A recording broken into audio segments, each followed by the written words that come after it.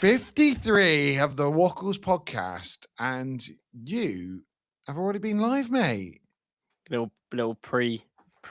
I had pre's by myself for 20 minutes, and now I we're know here. it's nice. You were like, anyone wants to collab with me, give me a shout. I've got to deal with this guy called Forder every Friday, and I am scouting for a better, a better partner in Oh, I crime. said. Mate, the news is mad, isn't it? Because I messaged you to say, what time we're going to go on live. Are we doing it today? And you just replied with, what did you actually say? Something like, yeah, we got to go live because of the news. I mean, I was gonna play Spider-Man as well, but no. Look what's going on. I was gonna do this podcast and play Spider-Man, but no. There's I can't believe it, really. mate, it is mad, isn't it? Because it was only a couple of days ago that certain reports came out saying, "Oh, it's not going to be done," and we don't know what's happening, and oh, he's going to stay. And I mean, I saw one within about 1 or 2 hours. I saw he's going to stay and leave on a free. He's going to sign a new contract, and he's going to leave Real Madrid and go to Arsenal. Like all within the same hour. Just mental. But this coming from a hand of Arsenal is. I mean, he just sets the tone.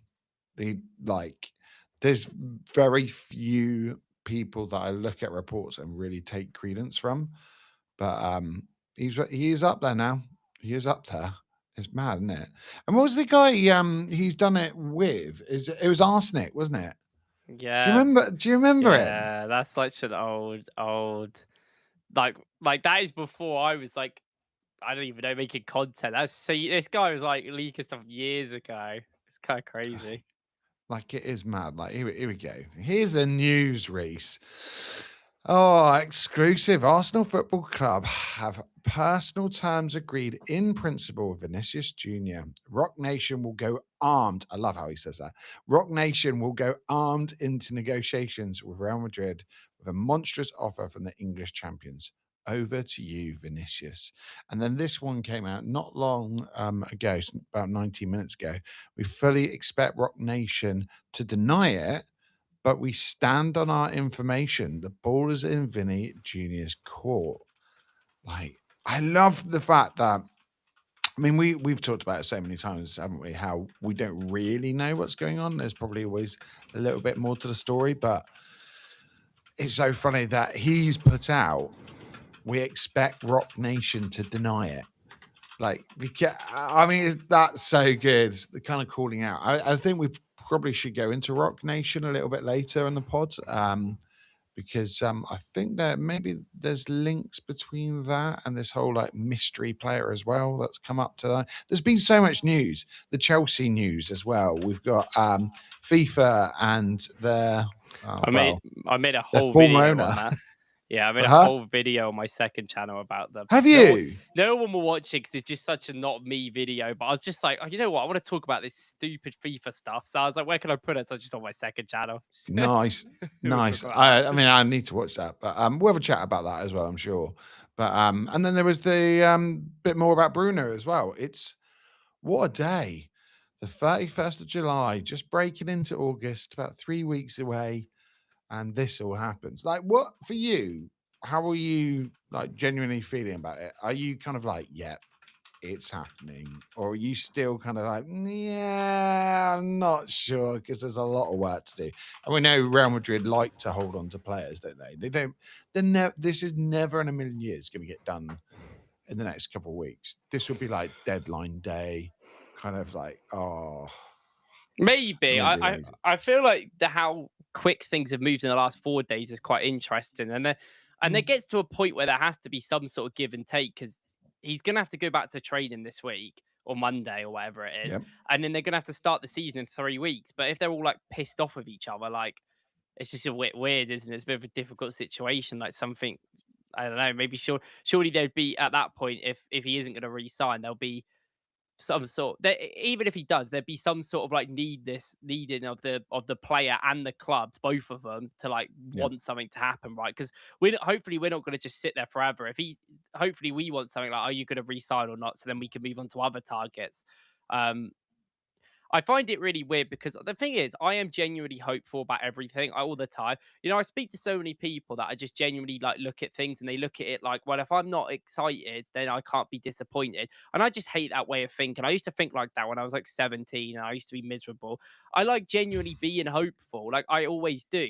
All week, I went out with my mates. I went cinema, watched the new Spider-Man on Wednesday, and the Nice. whole time I was like to my mates, I was like, nah, I don't know. I just have this feeling. I just have this feeling that I think something's going to happen and we're going to get him. And then they were like, nah, it's never going to happen. And then I was like, well, I'm going to be hopeful. And I don't care if I get disappointed because I'm prepared for it. And I was like, I just enjoy the hopefulness of it more. Then as the days have progressed, like yesterday, I was saying this to stream earlier. Yesterday, there was some couple of information that came out that Real Madrid haven't offered him a new deal and they're not prepared to go anymore. They've got a deal on the table and they said sign it or leave it.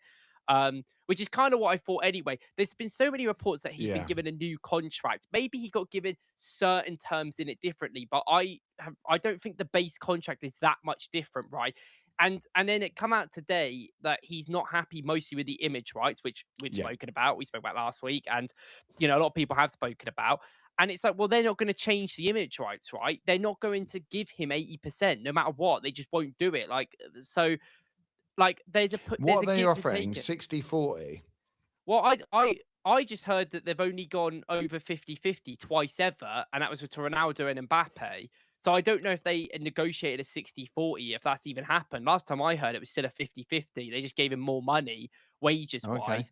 But Rock Nation seemed to care a lot about these image deals. Now, I spoke to a couple of people who actually used to work in football industry and they did like recruitment and stuff for certain teams. And they said that they don't think the image rights are that deep, like they matter that much. But then I'm like, well, they clearly do at some capacity. Like somewhere Yeah. here this matters. And I think a lot of it is down to Rock Nation, right? Like I think Rock Nation care about the image rights because I don't know, this is like I just think about Rock Nation. I think about the people that own that company and I go like I can understand they care more about culture and image rights more than necessarily weekly wages. I think that is more important to them. Getting these 100 mil Nike brand deals and being able to take most of that money home, I think is more important than making 400k a week to 500k a week. And I don't know if that's a Vinny thing or if that's just his like his agent behind him pushing that, and then Vinny's going, Mm. I don't really mind if I make more money, which is probably what is happening here. But there's been reports today and that Vinny's been talking to his entourage that he's not happy with the proposal and he doesn't want to change his ideas.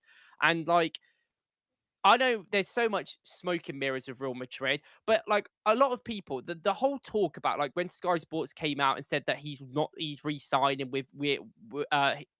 he's not joining Arsenal. I was like, how can you be in discussions for 18 months over a new contract? Then Arsenal come in and a day later you're like, yeah, I've just signed a new deal. It's like this if they are going to re-sign it, will still take a few weeks, like you said. There will be a level with it taking a couple of weeks even though now I do think with this on the table, it would be a little bit quicker because things have to happen.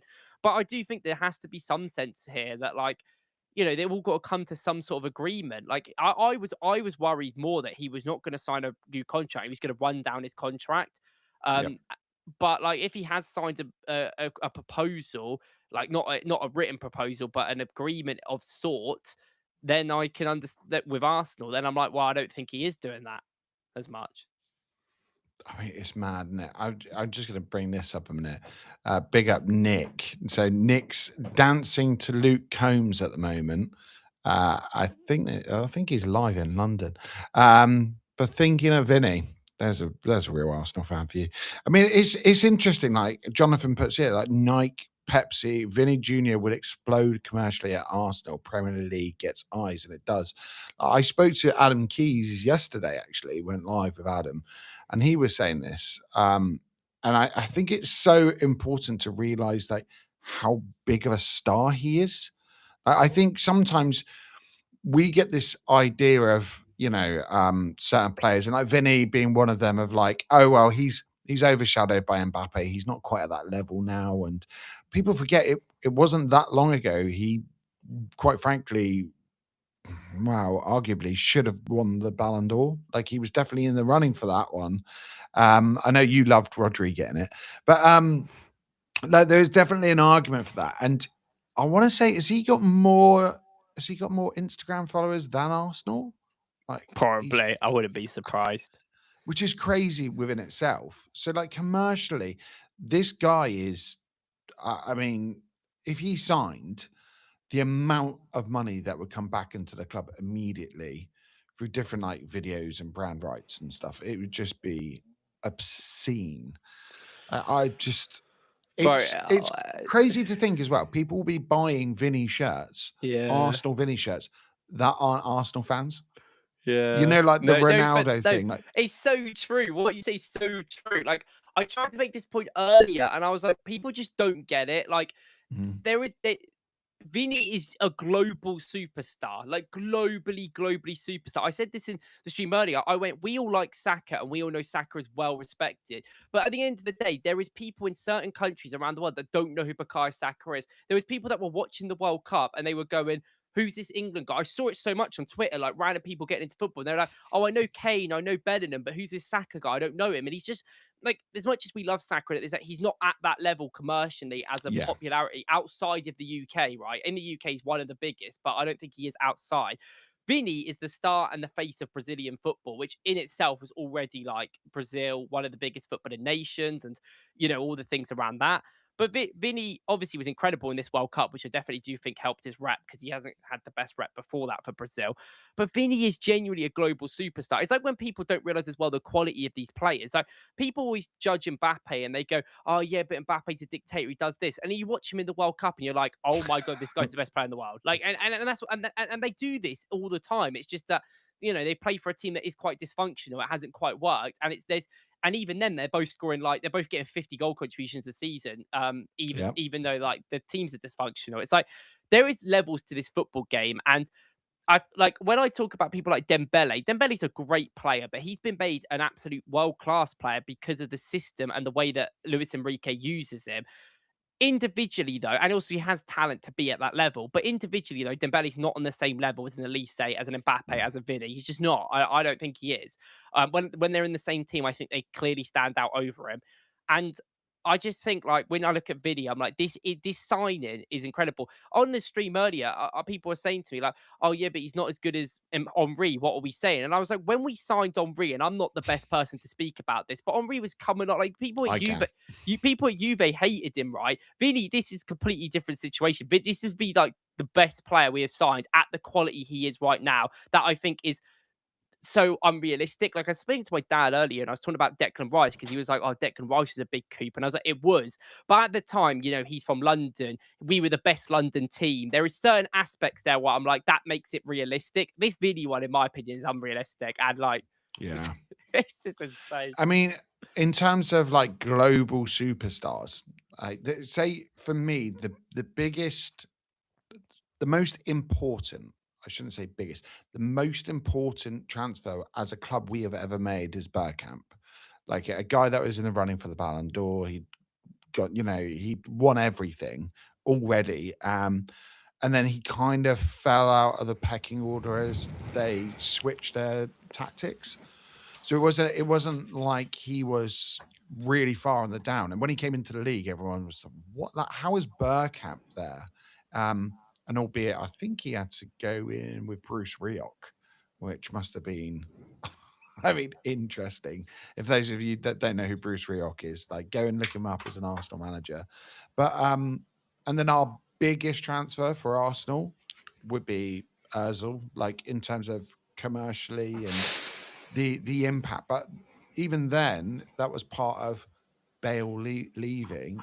Bale leaving Spurs and then coming in and having a little shift round. Arsenal aside, I guess like real household names would be Di Maria coming in at Man United, Casemiro as well. Although neither of them are at the peak of their powers. People look at Henry, but like you say, that was a typical Wenger signing, like a Vieira. People didn't know these players; they weren't household names at the time. Haaland wasn't a megastar when he went to City.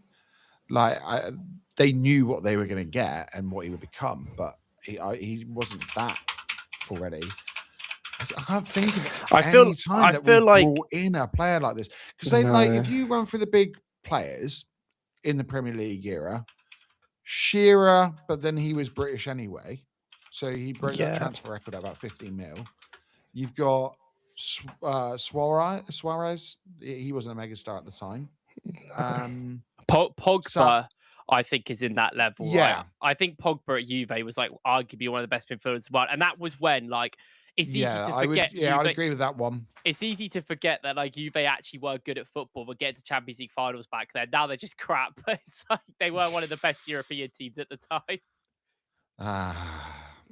It's a shame what happened to them. I used to love watching a lot of them are like younger talents, right? Like I would say even like Wirtz last year was like in a great coup for Liverpool because of the talent he is, but he wasn't like he was established to an extent, but he wasn't like, you know, that level. He was just it's like even young. Isak. Like Isak was big here, but I think if you went around the world and asked, they wouldn't know who Isak is. Yeah.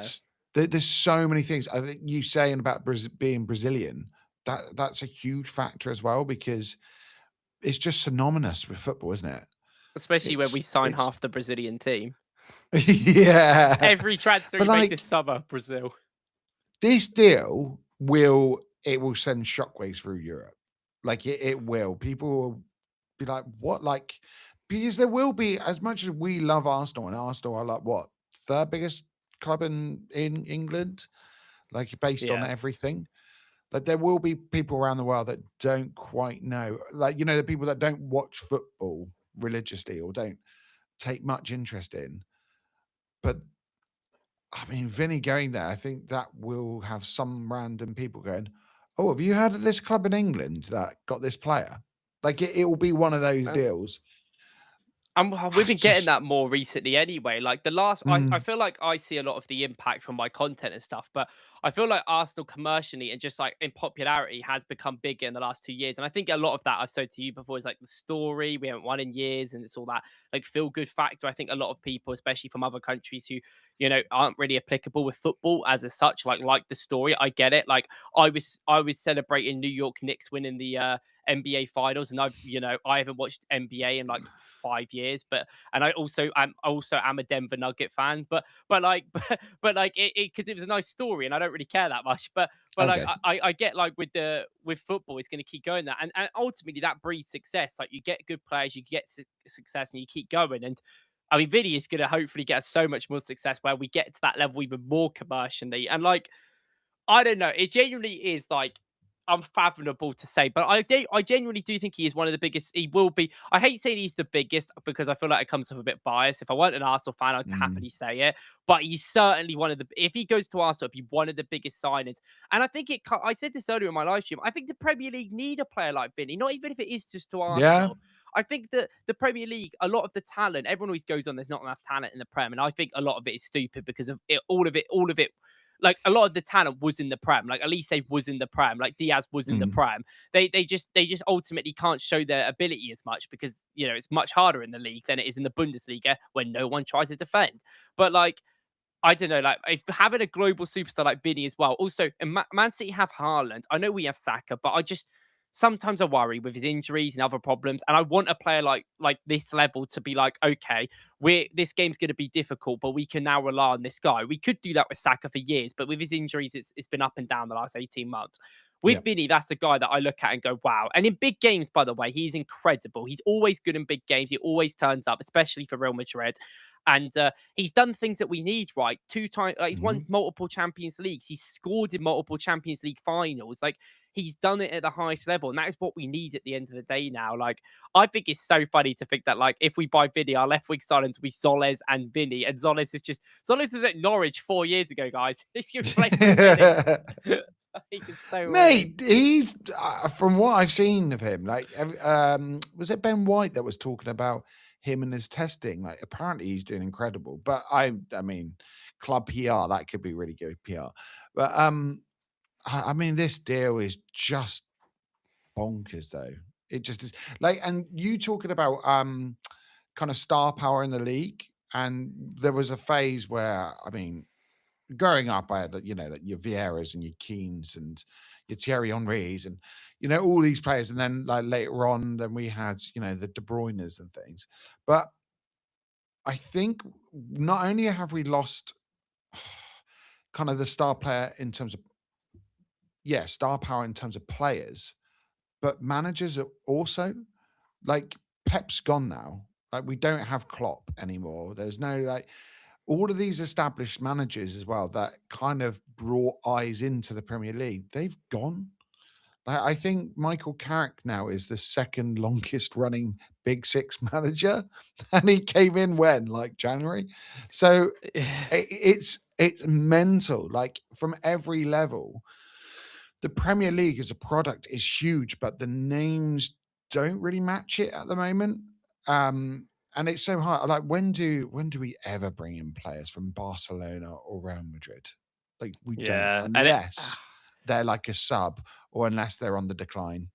It's every time we it's do, it's mental. always fun. Other than like Danny Ceballos, even that's probably the only one that we bought from them clubs that's not been that interesting. But everyone else, like Odegaard, Ozil, Sanchez, it's always been fun. I remember them being the biggest since I have supported Arsenal. The biggest signs that we have made have basically been Sanchez, Ozil, probably them two, and then like now, Aubameyang? obviously more in recent times, like Rice and stuff, which is a bit hard Yeah. because to me it's not really like me growing up. I'm an adult now and I make content, so it's a bit different. But like yeah, so I don't know. It's just so weird to think we're in this situation. Obviously, there's a long way to go. I just really think that like we genuinely are a good move for him. Like I genuinely don't, not in a non-biased way. I genuinely think we are a good move for Vinny. I really do think we have the establishment of not only commercially, like I do think Arsenal have been getting bigger and bigger and bigger every single year, but we have the sporting reasons, Champions League Yeah. finalists, Premier League champions. We are better than Real Madrid, in my opinion.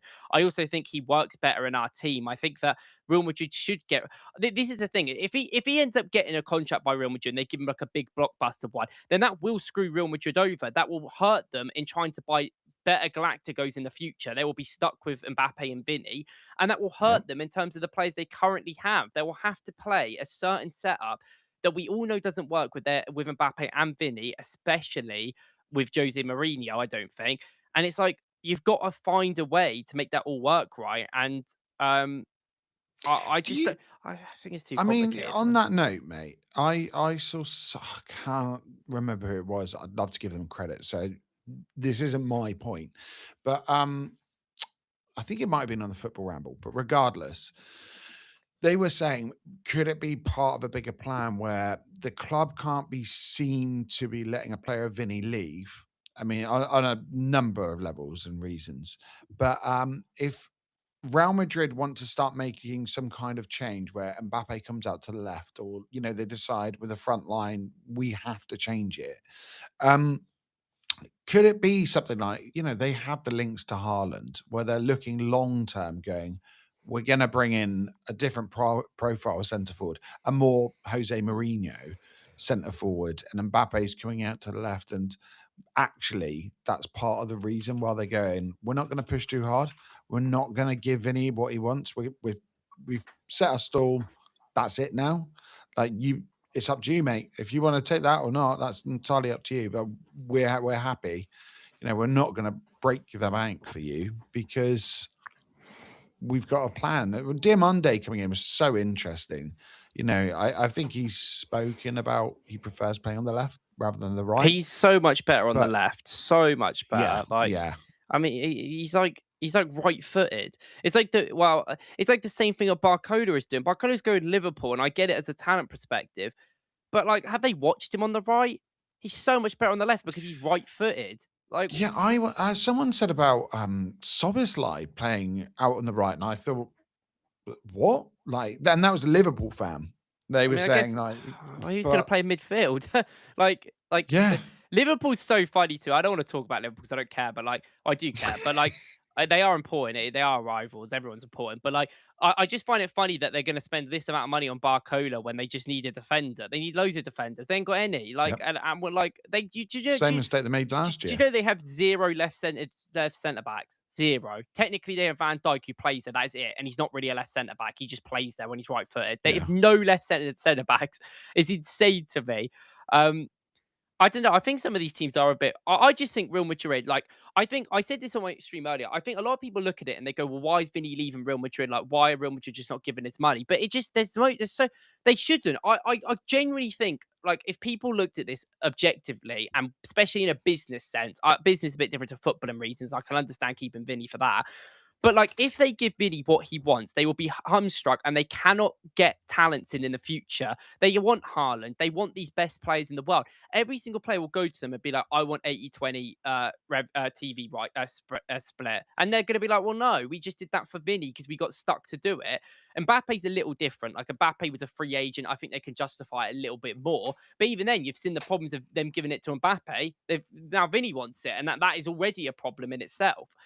And also, like, it just doesn't make any footballing sense. They're not playing better with Vini and Mbappe. Vini's great in himself, and so is Mbappe, but they haven't won a trophy in 2 years. They can't press together. That is unheard of for them as well. It's unforgivable. And I love it. I'm all for it. It's unforgivable, and something has to change. That's why Jose Mourinho's come in, and he's going to sit in a 4-4-2 block. That's why they just signed SB, right? They just signed Carlos SB from in La Liga. That guy was linked to lower Prem teams. That guy was linked to Hull, Coventry. Well, I mean, not Coventry, but he's linked to Ipswich and stuff.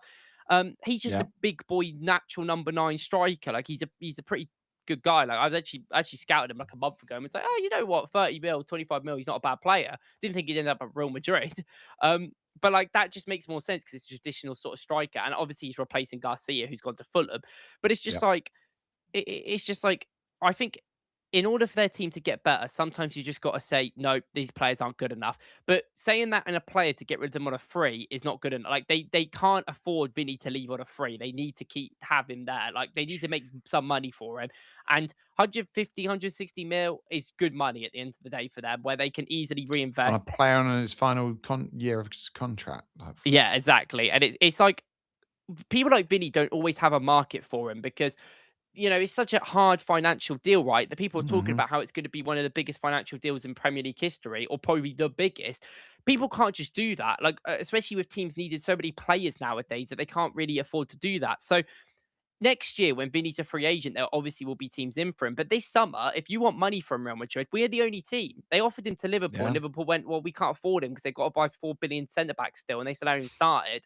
And they would rather go for Barcola. Like, and these teams are not in situations where they can really give Vini what he wants, right? We are in a very, very lucky situation where we can give Vini what he wants. And it just makes a lot of sense, right? We need an elite attacker to spearhead this team. We have the defense. With Bruno coming in, we have the midfield. So it's just about that attack. And I think it makes so much sense for Real Madrid just to get rid of him. Like, I really, really do. It depends what the money is and depends how much they actually want to give him on this new contract. But if I'm them, I wouldn't be giving them too much. I'd be careful. That's what I'd say. Guys, make sure you get your questions in the chat view. Put a little Q in front of it, then I know I can see it. It'll pop up. Let's go through a couple of them. And this kind of made me look because I do apologize. Please focus on the chat too. Yeah, sorry guys. We do like to ramble on this. With that, I will say, Simon. Evening, Simon. Nice to see Wackles on the show. He makes great tactical videos. He is on every week. I drag him on here. I mean, this is pretty good time for you, actually, isn't it? Like, you know, 10:30. I've got to get up early tomorrow. I've got a long ass day. So. Ooh. Well, just because of this Vini news. Well, no, I'm going to like a wedding. So. Oh. Yeah. Thanks for the invite. Cheers, mate. +1. Let's have a little look here. So Wab's saying, "You are welcome, Vini Jr." Yeah, our personal times agreed, really. So yeah, essentially what's happening is Hand of Arsenal. I've got the tweet up here. Let me put it back up. Just for any of you that missed the beginning of the show. So it is exclusive. Arsenal Football Club have personal terms agreed in principle with Vinicius Jr. Rock Nation will go armed into negotiations with Real Madrid with a monstrous offer from the English champions. Over to you, Vinicius Jr. Rock Nation being his managerial agency. So let's have a look. Anything else we've got in here? We have got... We've got Dentista. If we don't get Vinny, we have two alternatives, Noosa and Yildiz. If those of you haven't seen my short that I put out, what could you be proud, mate? I did a short of 10 different wingers that Arsenal could look at. I've tried to do it in relative order, so have a little look. Noosa is in that. Yildiz is in that. Yildiz, for me, a lot higher than Noosa. And we have talked about it. We have talked about them on here. Have you done any scouting of these two guys on your channel? I think I don't know if I've done individual videos of them. Definitely not Noosa's. Respectfully, I don't think unless there's considerable links, I don't think Noosa's really good enough to make a video on. But I think I might have spoke about Yildiz like a year ago. The Yildiz one is interesting, right? Because there was rumors that we went and have kind of spoke to them recently again and been like, so Yeah. what is going on? And I said this earlier to one of my mates, or I think I might have said it to my dad actually. I said that if we are willing to go to Vinny Jr. and we are willing to put the biggest fee ever, combined deal, one of the biggest financial deals ever to get Vinny in, we clearly have a little bit of money to swing around in this winger market. I wonder if you go up to Juventus and you go like, we'll give you 110 mil for yield is what they'll say. Like, because I don't think they're really expecting a bid like that. That is an incredible bid. Like, what Yeah. happens? And I think the longer the window goes on, Arsenal might get like slightly desperate. And I think we're going to go back to our day ones, Yildiz, Nico Williams, them sort of players. I can easily see someone like Noosa coming in. I think Noosa is a pure dribbler, which is something that I do like. I do genuinely like it. I think it's so different to what we have. So I kind of like that in there, especially on that left side. But they have just sold Diamante, or they're about to. There is rumours that Noosa might be available for 60 mil, but then I reckon the longer the summer goes on, Leipzig are going to get it more and more impatient and be like, his price goes up. And also, remember last year when we tried to do deals with Leipzig and Sheshko and that whole BS that happened? Yeah. Like I think there's going to be some difficulties there. I don't know if that was more about their agent than actually Leipzig themselves. Maybe it was. Maybe I'm wrong there. But I just feel like it's maybe a difficult deal to happen. Mika Götze is now off the market, it looks like. PSG, unfortunately, it looked like they might have gone for Martinelli. They clearly still needed a winger. So it clearly looks like they've gone for Goats in the end, or Götze, whatever his name is. Who was a player that I wasn't really like fond of that much, to be fair. I think he's good. They're in a really privileged position where they can go for a player like that. Like if we did, as much as I like his profile, him coming from the Eredivisie and the state that Ajax have been in recent years, I just look and go, I don't think you can really do that. Like We also made that signing, right? Zoles is yeah.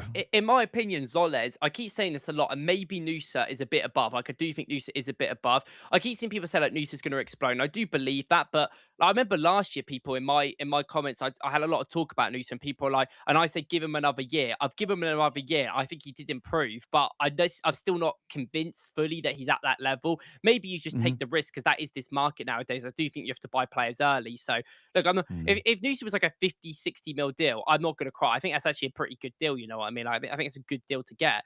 But it's one of those situations where like Noosa and Zoles aren't good enough as wingers for Arsenal Football Club. Maybe they can be in the future, but right now they're not. So in order to make that work, you either need to maybe do something with Eze or do something with someone else. And I think if we don't get Vinicius, we'll try very hard to get Alvarez. I don't know if we'll necessarily end up getting a left winger, but I think we'll just go and pivot. And I think we'll just get an elite attacker in like Alvarez and just figure it out. I think that would be something more that they'll look at doing.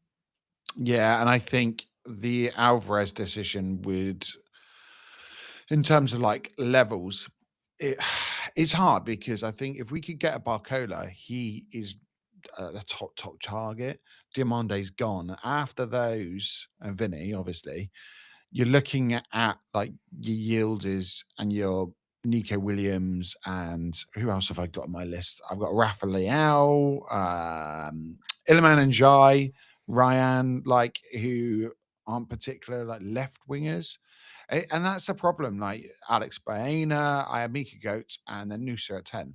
So like I just look at them and none of them are going to take us to the level we need to either retain the title or get the Champions League. Then the only way you can do that is by kind of supplementing it with an Alvarez, because I think I would love to see Alvarez and Havertz. Like that combination would be so interesting for me. How we would fit him in, like together. I guess he could play as a 9 on his own. But yeah, it'll be interesting to see what happens. It'll be interesting. Kyle here. I mean, Kyle's saying, stop clickbaiting. Vinny is 100% not joking. I guess he means not choosing Arsenal. But mate, go to check the tweets out from Hand of Arsenal, who's been pretty reputable over the last couple of years. Chasm, it's Madrid is stubbornness, not Vinicius. We got Reese. Is it Reese Prince?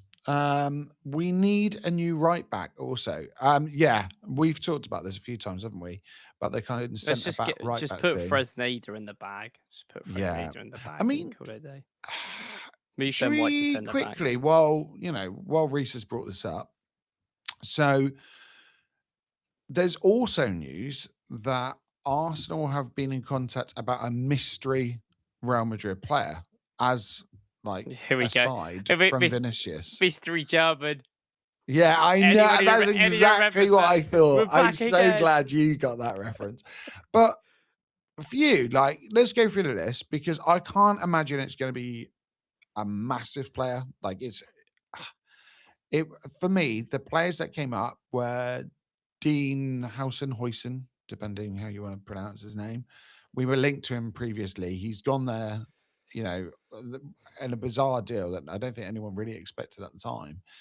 Then they've brought in players like Canate, they've brought in Kukurea, they've brought in Dumfries. Like they seem like they're not very happy with the back line. And knowing Jose Mourinho, he loves his kind of older, his stalwarts. So I do wonder if that's one that could be looked at. Then we had Rodrigo. So he's come off an ACL now. Previously links, huge links last year. But the other one that came up, and he is on Rock Nation, so same management as Martinelli and Vinicius, is Endrick. I mean, but the problem with Endrick is, I guess, like, maybe he could be the Jesus replacement, and they're looking at it going, like, if we got in a Vinny, then we get in someone younger in a different mold for, up top. He can play on the right as well, though, but we're pretty stacked there. It's not like we're wanting for players to play out on the right.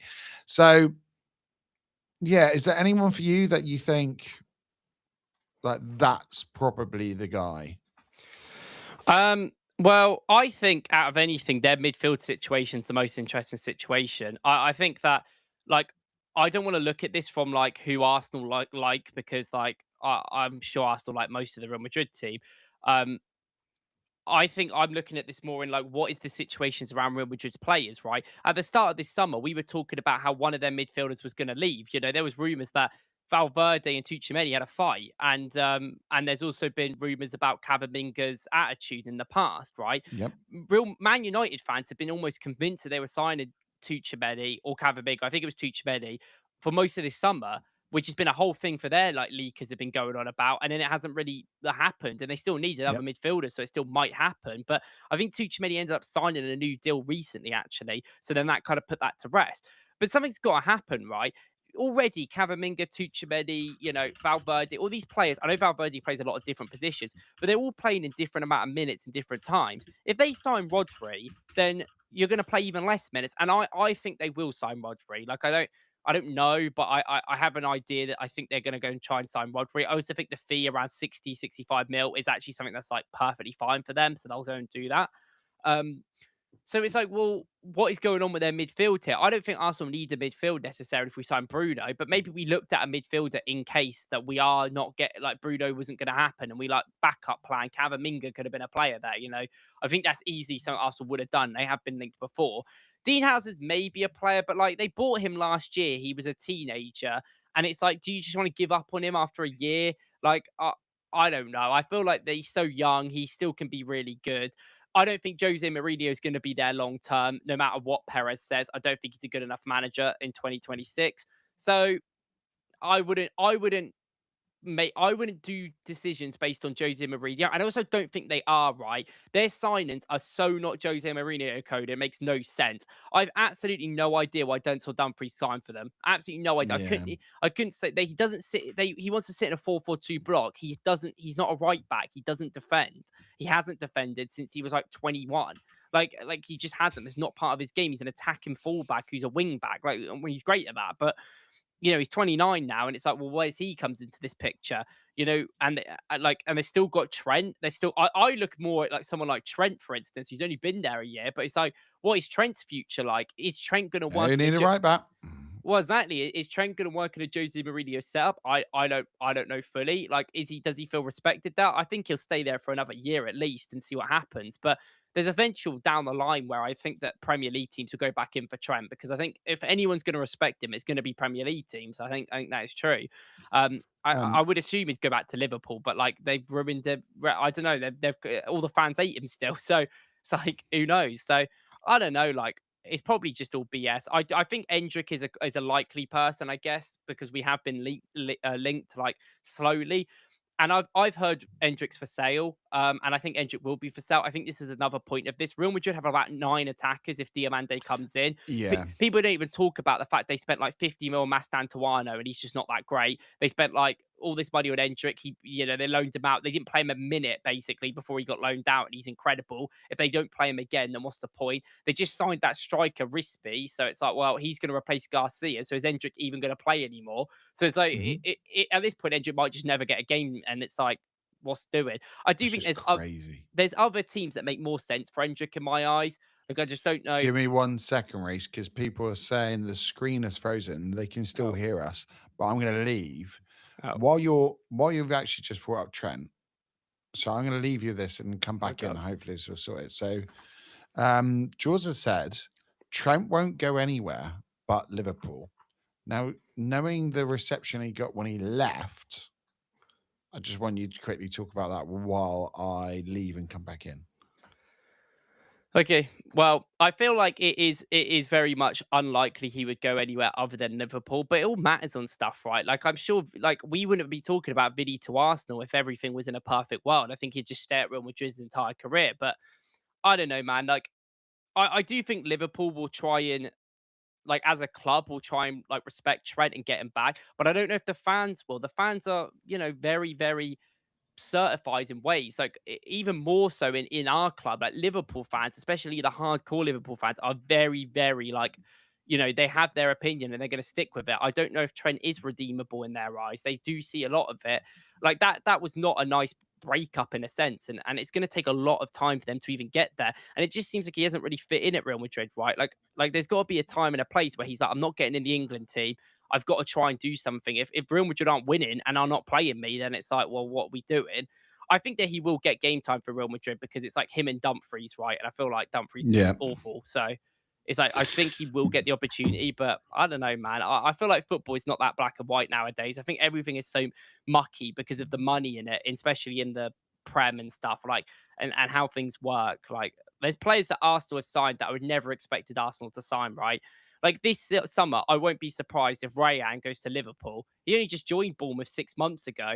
Like, these things just happen now. I mean, how much they asked for him? The last I heard was like 100 million, which is, I mean, they're in a position of power now where they've had players leave and they've got good money. He has an 85 mil release clause, I think. But then Krupi has had an injury now. I think he's out for like 4 months. Yeah, he'll stay now because of that injury. Yeah. Like, that injury is actually, like, I don't know if it's helped Bournemouth because they haven't got him for 4 months, but they wanted to get rid of him next summer, right? And that's guaranteed that, in my opinion. Like, Rayan, that's why it's more likely Rayan might leave this summer now. And he has an 85 mil release clause, right? So, apparently. So, if people put that in, like, they're just going to buy him. Oh, man. Like, I wonder if that injury to Krupi changes any plans because the club were linked to him. I wonder if it's one of those things, if we can get Vinicius done, because those of you who don't know, Hand of Arsenal is saying that personal terms have been agreed to a certain extent in principle. I wonder if it's one of those things where the club looks at this opportunity and goes, well, next year we can pick Krupi up now. And that's part of the plan. Because now that he's not going to go, like I know Tottenham were interested, PSG were interested. There were multiple clubs sniffing around him, rightfully so. But it's almost like right now, looking at everything, the stars have started to align. Like, the little things. Like, we are the best club in terms of like suitability for Vinicius right now. We're the only club really that can financially go and do it. We're the only club that really need that left winger like that. Um, and I just look and think, yeah, like who else in world football can really accommodate his style of play in terms of especially the off the ball work, the kind of out of possession. Arsenal are that club in world football. If anyone can kind of go, wow, we can let one player be a little less intense off the ball, it's him and it's us. So, I mean, it's gonna be a mad summer. Guys, can you let me know in the chat if you can see both of us moving now? I've opened up again. I can see myself moving, but I can't see Reese moving. So let me know, guys. Let me know. George is saying Ford is back and Wackles is still frozen. So you might need to leave and come back in. Sorry, guys. Obviously a Okay, problem with you're gonna have Riverside. to accept me Vamp. back in because Oh I can't do it yeah. by myself. I've got to accept you That's again. why I did Yeah. leave. No problem, mate. I can't bring up the chat, so I will just read it from my phone, guys. I do apologize. Obviously, since I've come out of Riverside and back in, the chat's just not linked. 610, I hope you're well, mate. Unpopular opinion. Endrick is a bigger talent than Vinny. Not saying he's a better player now, just to be clear. Like, oh, that's a big shout. Um, is Endrick a bigger talent than Vinny? For me, 610, I'm not going to agree with it. But I love the positivity to go with that. For you, mate, Reese, so 610 has said, unpopular opinion, Endrick is a bigger talent than Vinny. Not a better player now, but a bigger talent. Now, I remember when Vinny first came in and everyone went, he's got to start. Like, this kid is insane. Um, I think Endrick came in with a relatively big price tag for a young lad coming straight from Brazil, but bigger talent for you? Um, I don't know. I really don't know. I couldn't even like really begin to explain like Fair enough. really, because it's just like Endrick was really hyped up, and like Endrick is a bit like R9 in the way that like how he's like his attributes work. Like people go, he's not like R9. It's not what I mean. Like out of any striker ever in the last like 20 years, he's the most similar to him out of anyone. Like R9's so unique, and I do think there was actually quite a lot of similarities when you watch Endrick play. And Endrick is really good. Like I remember when Barcelona signed Vitor Roque and they signed Endrick, and Endrick, and I watched them play both of them like 3 games each, and I was like, okay, well, I think one of them's clearly better than the other by like a Yeah. mile. I could already see there's attributes that I so much prefer about Endrick. Vini came at a time where there was quite a lot of Brazilians coming through, right? Rodrigo was signed around the same time. I actually remember at the start, Rodrigo was much better in the first couple of seasons. Vini actually wasn't good, if any of you remember, until he got that brace against Liverpool in the Champions Yeah. League in COVID. That was when he did that, and it instantly took off. He scored like 17 goals that season, and then was fantastic. And then since then, he's never stopped, which is so funny.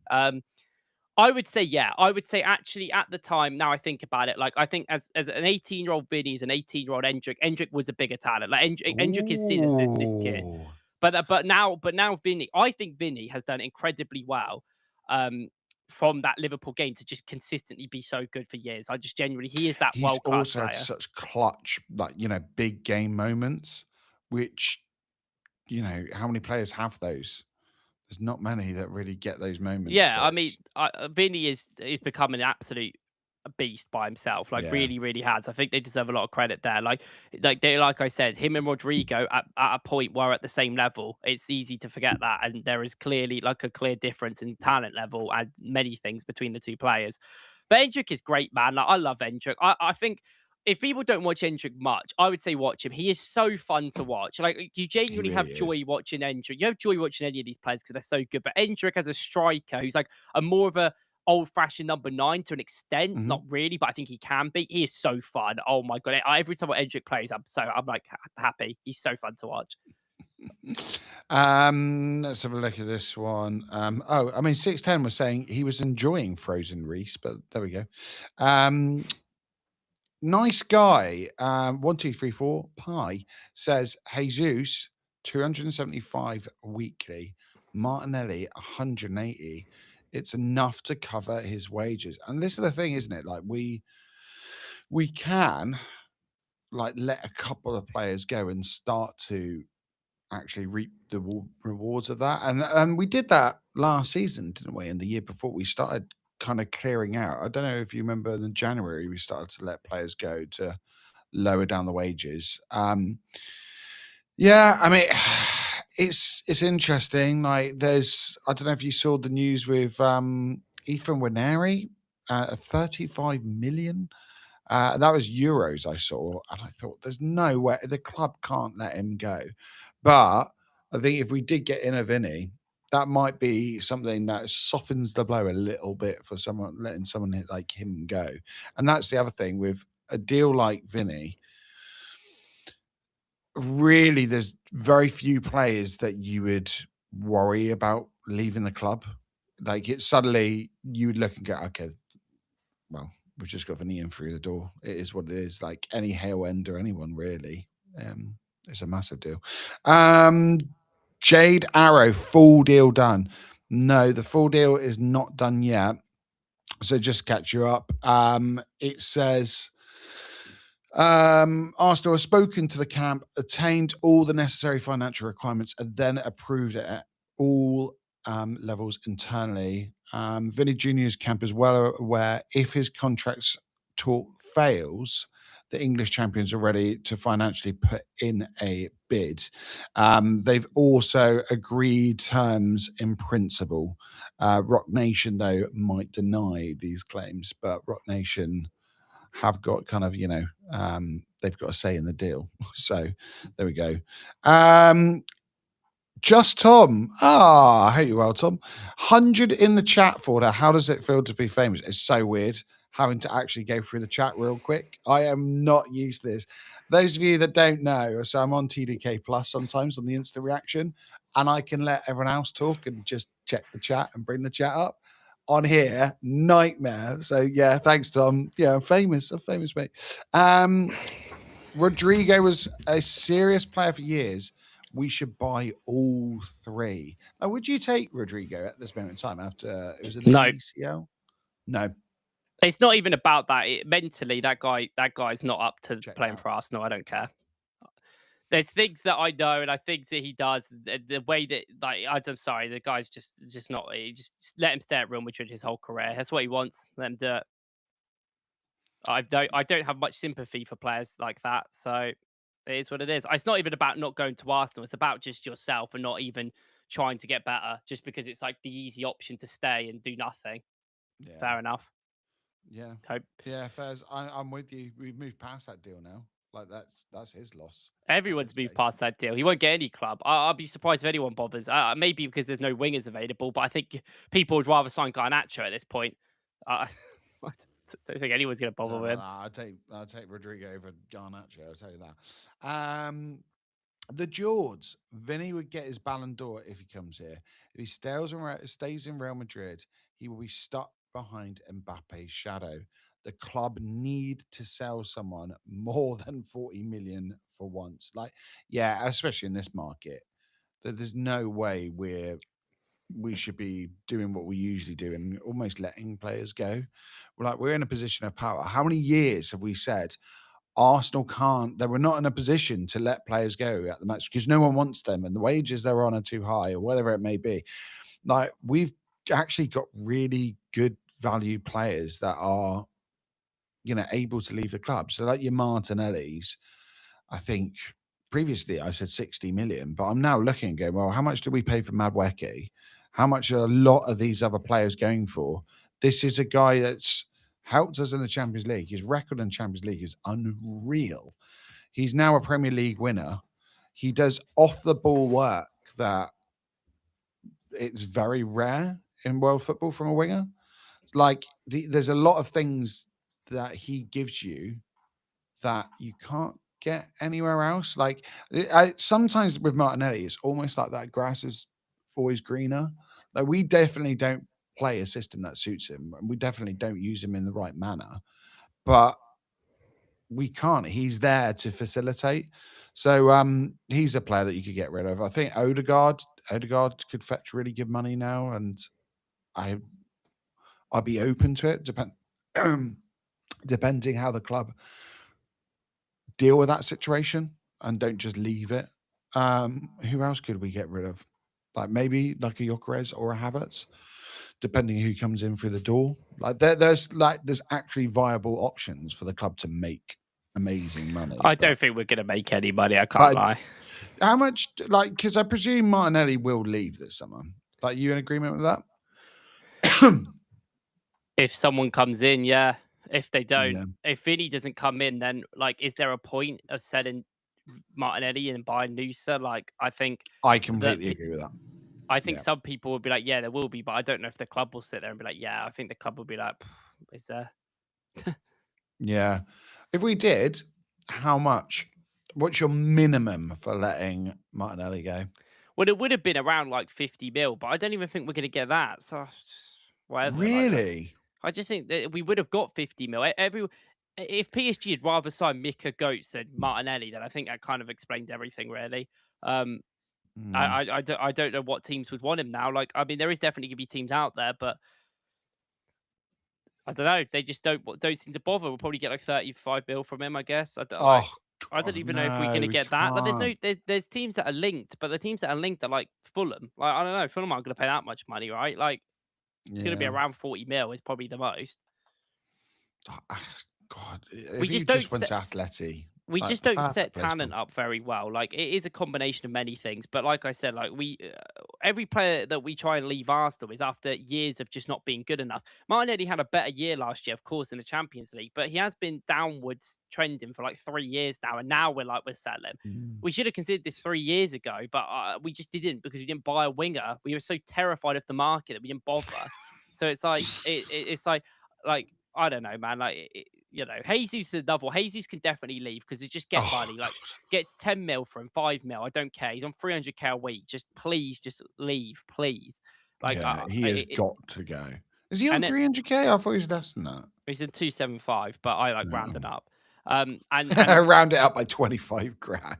Yeah, but it's not that much in this context. Yeah, in the grand scheme of things. That's insane money, isn't it? I wish I could make that in a year. Do you know what I mean? He's not even in Arsenal's video they did today. That's how much they care about him. In the 22-minute documentary, Jesus isn't in it once. And I was like, well, get this guy out of the club, man. Like, respectfully. I just hate this. Like, I hate this whole, like, I will get a lot of criticism, and I do get a lot of criticism every time I speak about like players leaving. So I've got to show more respect. But at the end of the day, like, this is a business institute, and if we want to get better and we want to win, things have to happen. And Jesus just has to leave. Like, there's no exceptions. He should have left last year, but yeah, he really should have. Like, it's hard, isn't it? Because that you saying like about the way we talk about players, like, it's so difficult because as a fan, like, we have to be like, if someone stays, I'll be behind them every step of the way. Like, I want the club to do as well as we possibly can, which means all the players doing as well as they possibly can. Like, it's quite a simple concept. But in modern day football, it is a really weird juxtaposition where you've got companies now that own the clubs and treat the fans as customers. You've got clubs also treating players like assets rather than people and loyal servants to the club. And then you got players treating the clubs like, they're essentially like mercenaries at times and commodities to, stepping stones to the next place. Like, everyone's in a weird position. It's not like, back when I was a boy, Reese, and players used to stay at the clubs for their whole career. Like, it is a bit different, but the fact of the matter is, if we want to be on the same level as your Man Uniteds at their peak, the Real Madrids, the Barcelonas, the Juventus, you talked about Juventus back, like when they were dominant, like they would get these big players. Like that's how football kind of works.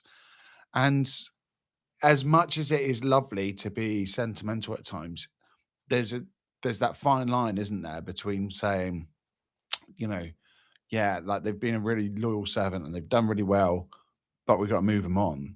Like Jesus is one of them. He's got to go. Like he has to go. Like, great, thank you for your service. I appreciate it. He was, ironically, one of the few times where he was our stepping stone. For us to get to this position, we needed a player like him that was going to allow us to get to this point. But he was never going to win us a Champions League or win a Premier League. Well, in my opinion, anyway. He went on that purple patch before his World Cup injury, but he kind of did that at City as well. But is So, it things just happen? Like it's not necessarily Jesus' fault, but I also think he mm, should leave. Like I think nowadays, this is how my logic is with anything, and I'll put this into YouTube perspective as well, right? I don't think it's my God-given right to go out there and make tactical videos for people, but I do them because I think they're important, and I think I want to learn and I want to teach people about things they might not know. I see a lot of people who leak stuff on Twitter go on about how they get disrespect sometimes and they don't want to post because of it. And I understand that. I get that. I get disrespected all the time where people misconstrue what I say and completely, like we're talking about this disrespectful thing. I get it all the time with certain players when I talk about how great that player is for 10 minutes and go, I would probably sell them for these reasons. And then I'm being disrespectful. It's like at the end of the day, the club at the highest level are also having these conversations and I'm allowed to have these conversations as well. But I don't think that like I think some people who leak stuff online, especially on Twitter with football, they think that they deserve some sort of like god tier representation and they should be bound down on because they leak us stuff that we don't necessarily know all the time. And I don't personally agree with that. I see a lot of people have the opinion as well that, oh, I leaked this for free. I could make people pay for this. And I'm like, realistically, if you're leaking in the first place, I know that it's information that people want. I don't think people should pay for that. I don't think people should have to pay to watch my content on YouTube. There's another thing for that. I make my content and I hope people learn from it, but I never would put that behind a paywall because I don't think that's what I want. I don't think that's fair on people who are trying to learn and trying to get better and trying to watch my videos and give me support that I put everything behind a paywall and be like, no, no, no. And that's something I would look with football in this is a given right with both ways. Like Gabriel Jesus has done good things to the club, not a lot realistically in the market. Is that his fault? No, and I don't want to blame that personally on him. But as a player, he's on 275 grand a week, taking money away from the club where he's not been effective for years and done anything. And mhm. there will be people that sit there and say, "Oh, I think he's still good. We should keep him." I don't care. I'm sorry. I just do not agree. I do not agree with that opinion. I've been on about this for a while now. Hazy is just simply just not good on so many different levels. And I respect him and I want him to have a great career, like I've said with many players. Tommy Asu was one of my favourite players at Arsenal. I absolutely loved Tommy Asu. Genuinely loved him. Might be coming And back to the Prem. I made so many videos about it and I was so positive about it and I really did like care about him like personally, but at the end of the day it was the right decision to terminate his contract Mm. because he needed to sort his knee out, he needed to sort his body out in his own way away from the club where we don't have to pay you 100 grand a week respectfully because we did for such a long time. I would think if I was in a job in the same situation, if I was just kind of moping around, if I weren't good enough up for the job because I'm injured or whatever happening in my life, then I would think that they would get rid of me. And it's not a bad thing that sometimes has to happen. And like I still like Jesus. I don't really have an issue with Jesus. I think he's very frustrating, and I wouldn't say out of all my Arsenal players, I love him more than others. I don't. I would say he is low down there, but that's not the reason I want him gone. I see a lot of people say this about Odegaard. Odegaard is yet again a player that I have to reiterate. I love Martin Odegaard. In the World Cup, I was supporting Odegaard most of the Mhm. time in 90% of his games against Brazil. I know we had Gabriel Martinelli. I was supporting Odegaard in that game because I like Odegaard and Odegaard's my captain and I still believe in Odegaard. And the way that he has been at this club for such a long time and done a lot for the club, I will always remember. But At the end of the day, if you came to me and went, here's 65 mil for Odegaard, I would consider selling it because that is business at the end of the day. You have to consider it. He isn't playing as much. The injuries are, yet again, a problem that it's not his fault. I think a lot of the issues he has had over the last year was injuries. I think he still has a good level, but he can't receive in the block because of them injuries. I think that's a problem. But if that is going to problem, is going to keep going on and on and on, then we have to consider a sell. Same with Havertz, right? Havertz is my favourite striker. We've gone on about him loads. But I've said to you multiple times that if he isn't fit, we're going to have to consider what we do with him. He's on 300k a week nearly. He's on one of our highest paid players. If you can't play at that level, we can't afford to sit you at the club anymore. This isn't just a charity place. This is a place we're trying to win the league, unfortunately, and hard decisions have to be made sometimes. And I understand sometimes it might come off as disrespectful. People might get annoyed about the things. So I understand that if that's your favorite player and you love that. I have favorite players in the team, but I will never put that instead of decisions that I know the club need to make. And I think that's the big point with about it. Sometimes, not in a bad way. I love it. Like you, especially on this channel, you talk very impassionately about everything because you are a big fan. Like I have never, just for the record, anyone watching this, I've never seen anyone get as nervous watching a game as this guy. Like mate, I felt bad for you watching that Champions League final with you and being like, oh man, like I can see you feel like physically sick.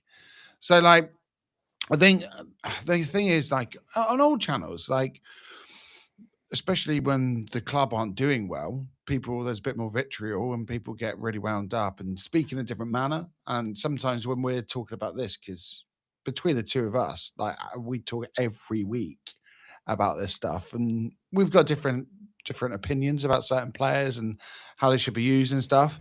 But I think when we're talking about it, it's easy to mistake it for, I think, disrespect or like, or shouting down a player and being like, no, they're no good. It's not that. It's like the Martinelli thing. I think Martinelli's brilliant. I was on different knock so many times saying he wasn't that bad. Like he wasn't that bad. Like there are many things he does excellently, but I think we've moved past him. I think Jesus, we've definitely missed. Lost him now. He's gone. But Havertz, you mentioned, I think if he didn't make fitness at the end of the season and didn't score a goal in the Champions League final and stuff, I would have a very big argument to say right now, maybe we should be moving him on and looking at Alvarez. Like as he goes, Alvarez comes in. Now I'm looking at it. My personal opinion is, well, actually, if you get Vinny in through the door, there's not many players better suited to that centre forward role to facilitate Saka and Vinny. Like that front three is suddenly, in my eyes, one of the weakest front threes to now one of the strongest by that one personnel and how it changes everything. It's mad, isn't it? For you, I mean, so Aliua has put rank Vinny, Havertz, Saka front three in world football. Let's just do Premier League. Best front three for you in the Premier League. See, someone asked me this earlier, and I was just like, well, I don't even really know what other teams are like. I feel like this is a bit early days, right? Like Liverpool might buy Barcola. They've got a lot of new players in. Like arguably, if you put Ekatike on the left and Isak up front and Barcola on the right, that is a very good front three. Talent-wise, yeah. Maybe fit-wise is a bit weird, and I do think there's problems there. But it's like, that's all right. But would they do that? Are they going to play them together? I don't know. They might play 4-4-2. Who knows? So it's like one of them situations. With City, like, who is City going to start on the right? Like obviously Doku and Haaland are like guarantees to start. That's guaranteed. Like, I guess Cherky would play there, like, but he kind of plays like a midfield, right midfielder. Like, if it's Cherky, Doku, and Haaland, then that is a really, really good attack. Cherky's not really a right winger, like as much, like he's a bit of a midfielder type, but I guess he is playing them sort of positions.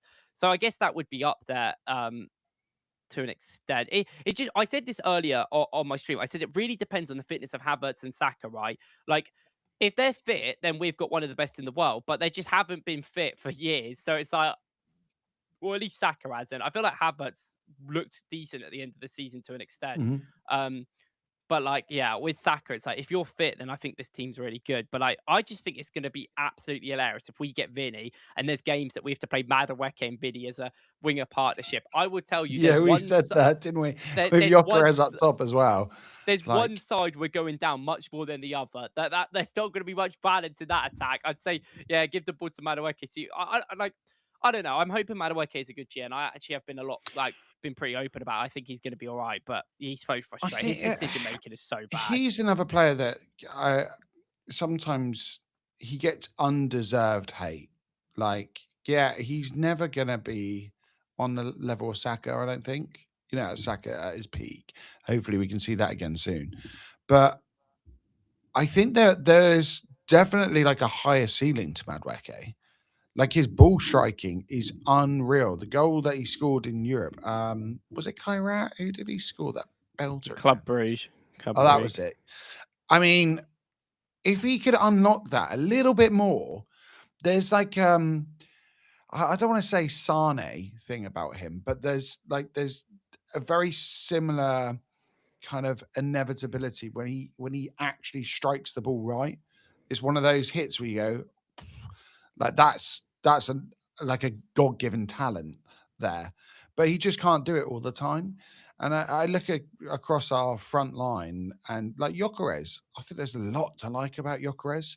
Be really interesting to see how he goes this season, if he can improve.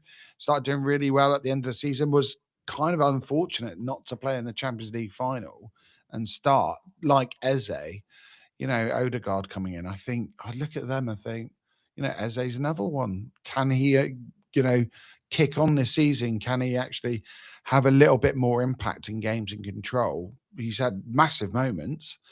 There's a lot to like about what's coming up this season. Hopefully it starts with Bruno and Vini coming in through the door, more Brazilian contingent. Let's have a look at some more comments, mate. We've got from the Jords, Jesus has got blonde hair now. He's like a new signing. Yes, like that's remember, yeah. Yeah, I remember a couple of years ago when he had that really good preseason. It was like, I was a new signing, and I even spoke about it in a video. And then he picked up another injury. We didn't see him for 2 months. Yeah, that was great. I didn't even say it, like in Premier League front threes. By the way, I actually quite like United's front three, especially when they play Cunha out on the left. I think that's not a bad front three. It's not, it's not that bad. Yeah, it's pretty good. Yeah, they've got a pretty good front three. I don't think their front three's their issue. They bought well last year, to be fair, when they bought their front three. It's interesting. Who else we got? George said minimum for Martinelli, 55 mil. And he's also said, I agree with you, Reese. He's obviously having a bit of a bad moment to agree with you, Reese. I agree with you, Reese.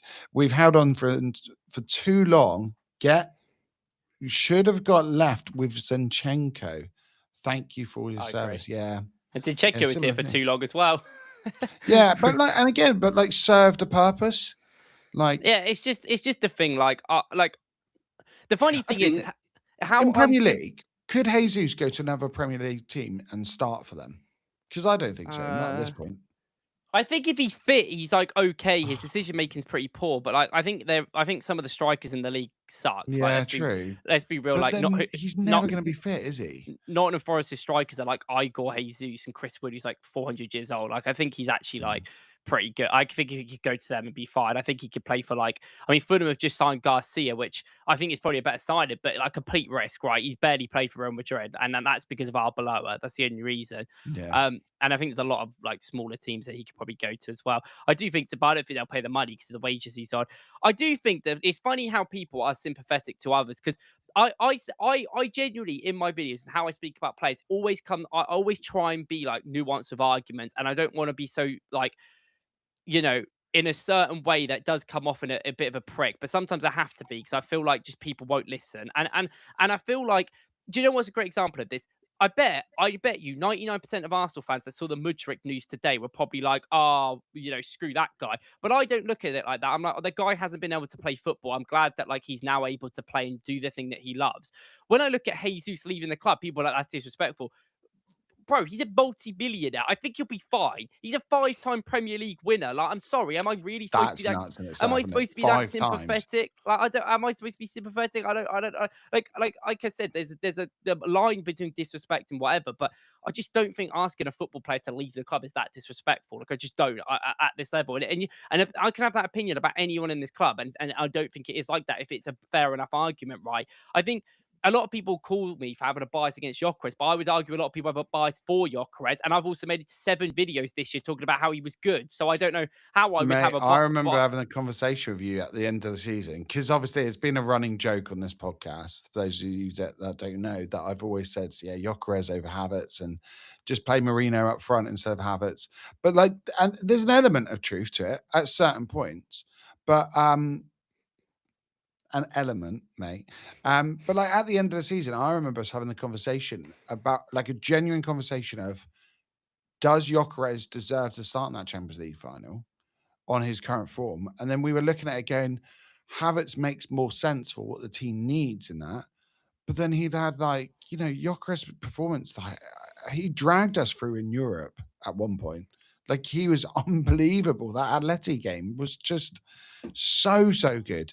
And he was kind of really like unlucky not to be in that Champions League final. And it's nice having that conversation where, it's a player that you're not over enamored by, but I think anyone watching this hopefully knows that we try to be as impartial as we can to a certain extent and try to be as honest as we can as well, which is I think as well tell you with what. Gyökeres, like I think that like ultimately, I mean, look, I remember all year when every single person on social media has been calling him awful and horrible to him every single time. And I remember I made like 6 positive videos on him. I made one video was like, why is he not working? Which was just basically a complete analyze. It weren't even my opinion, right? It was just completely like stats and tactics of why he wasn't working. It wasn't even my opinion. It was just the facts of like it just wasn't working. And I do think Gyökeres, it isn't just his fault. I've been so open about this that Mhm. his problems at the club, even at his lowest times between like the January, February period where he was really quite bad. And I even made a video then saying it's not on him just because there is problems that the team aren't playing around him. There was issues that Saka wasn't creating chances to him. And I know people are like, you're picking, but the problem is because so many people are just childish. They look at these situations and go, oh, you're picking a side. I don't care about 2 multi-millionaires and picking a side. It's just football at the end of the day. And I want Arsenal to win. I want Arsenal to be better because I want them to play together as a team. They got so much better at the end of the season because they were working way better with each other and Gyökeres improved. But there is reasons Gyökeres improved, right? The teams that he played against helped him. There weren't like so much pressing. He was allowed to have space and there was a lot of other things going on. We played more against mid blocks, so I genuinely think Gyökeres is probably that is the team. I think Gyökeres against mid blocks is what I want him in out of any game state. I think Yeah. that's the best he has. And that's still a very viable thing for next season, right? Like, I still think teams will play mid blocks, but teams are less and less playing mid blocks. So it worries me more and more. And that's not a Gyökeres problem. That's just fundamentally just it doesn't always fit and the jigsaws don't always work out brilliantly.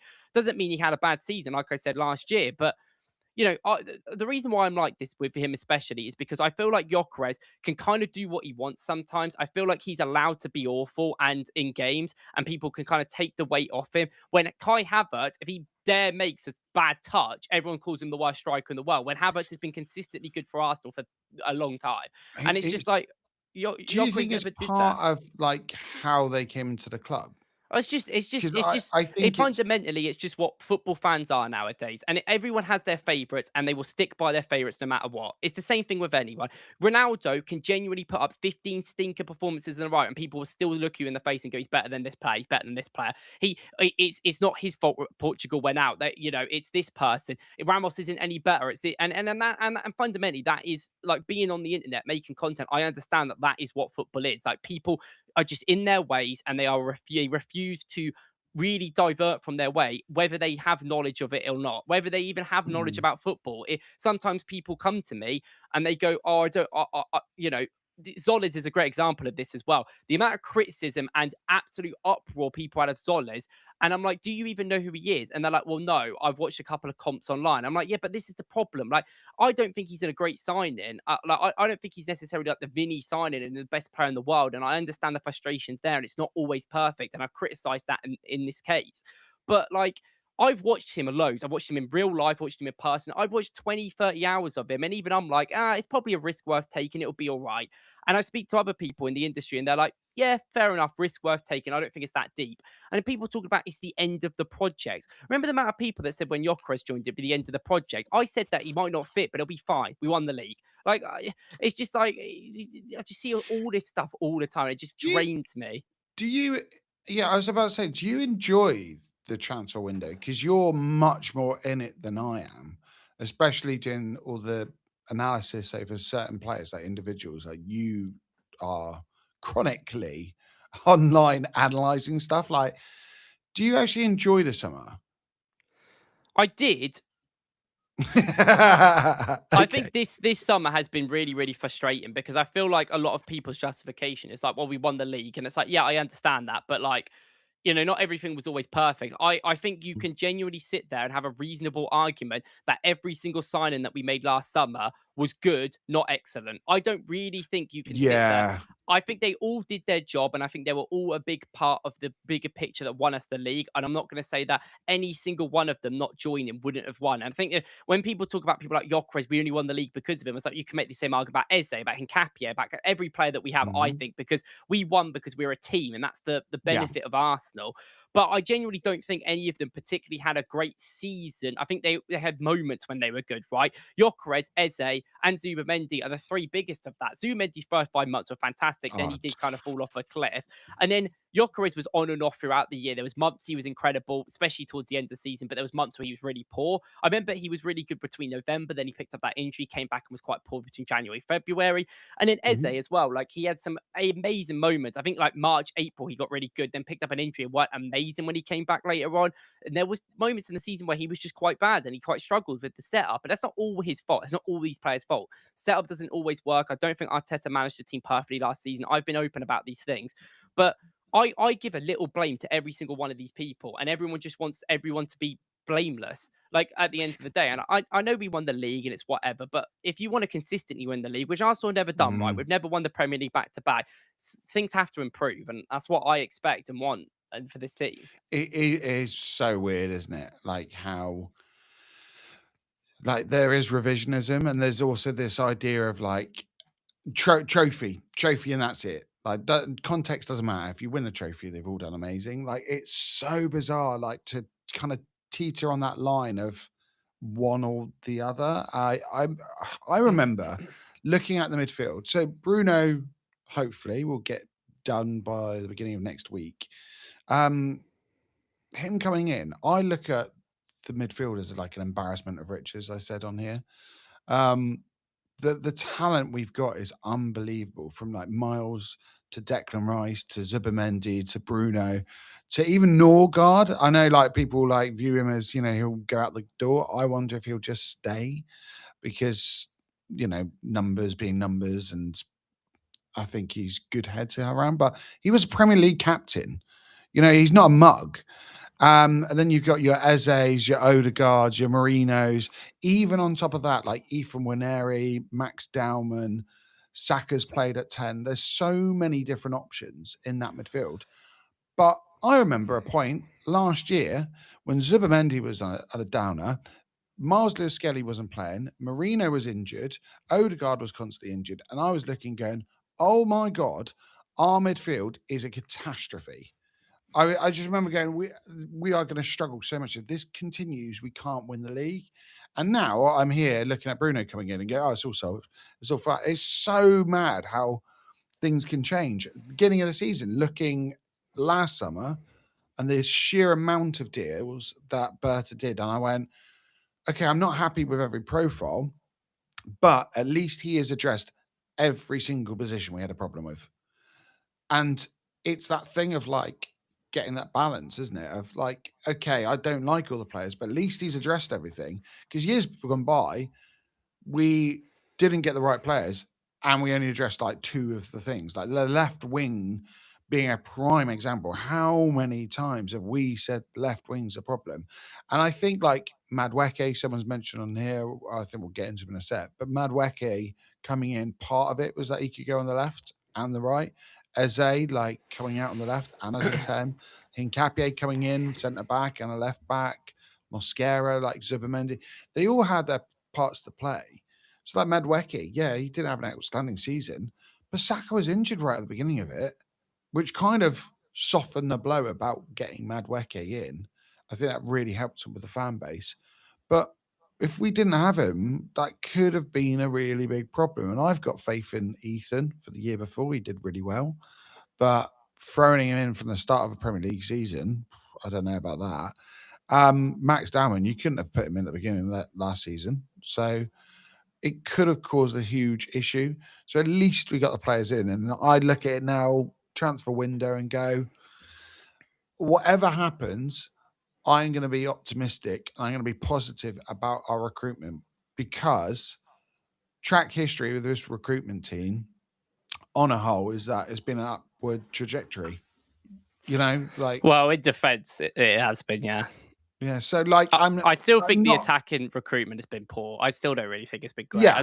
I don't even think Well, I last don't year. think we really, yeah, we haven't really had any. That's the problem. That's Well, why it's yeah, been but last poor. year we signed 3, and I haven't come away from that season being like any of them have really been amazing. Like, I know it's a long contract, and I think with people like Gyökeres and Eze specifically, they were weird fits for the team. And I said it at the time, and Yeah. I think through the season it was proven they were weird fits. Like, I think they really did struggle in more tactical ways than individual performance ways, and a lot. And that's not really Yeah. on them, like, fully, but It's hard as well because I'd argue none of them came in to be starters.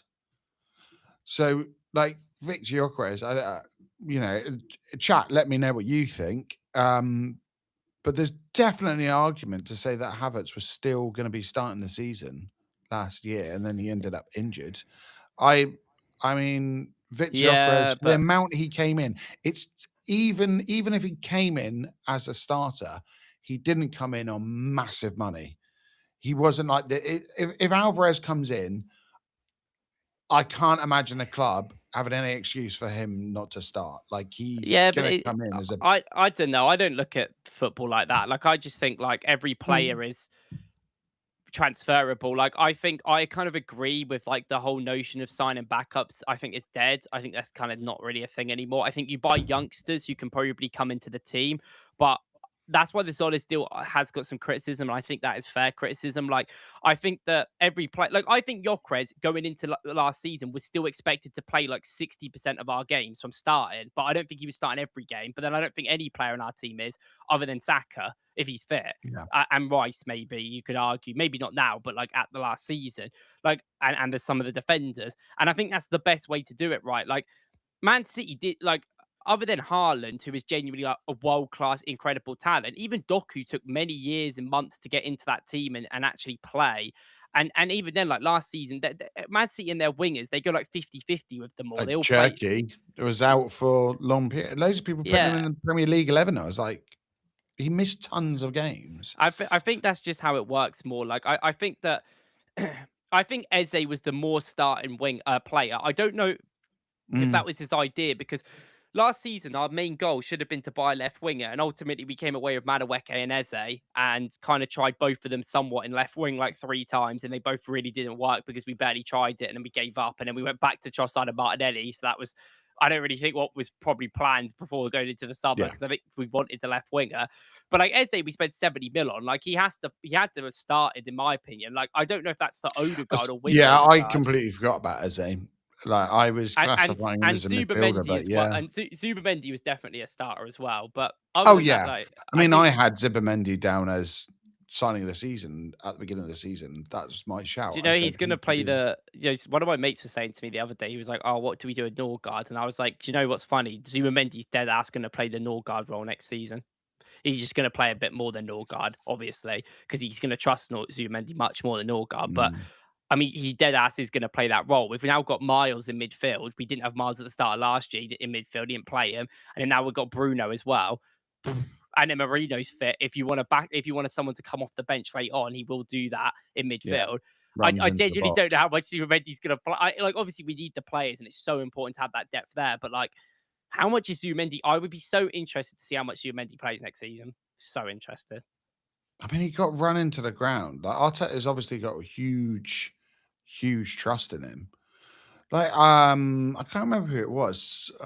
Someone was saying that they think long term Zubimendi could be leaving, like in another season, and the Bruno deal is kind of like a stopgap in terms of like, okay, you're coming to replace him. We're going to get someone else in. Zubimendi's not very happy, and I thought, oh, that's an interesting shout. But Well, no, Rory's said it a few times. oh, really? I heard stuff like that months ago. Like I said that on this podcast in like March because there was Oh, yeah, rumors you then. did. There was rumors like Maybe I'm way thinking back of you. then, and I said that like I don't know something is going on with Zubimendi, but like this guy's been in Spain his whole life, right? So I guess it must be a bit of a culture shift to come to the UK. As much as how many Spanish players we've got and how many Spanish coaches, it's still going to be a bit of a culture shift. Yeah. It'll be interesting to see what happens in the future, right? Because I don't know, man.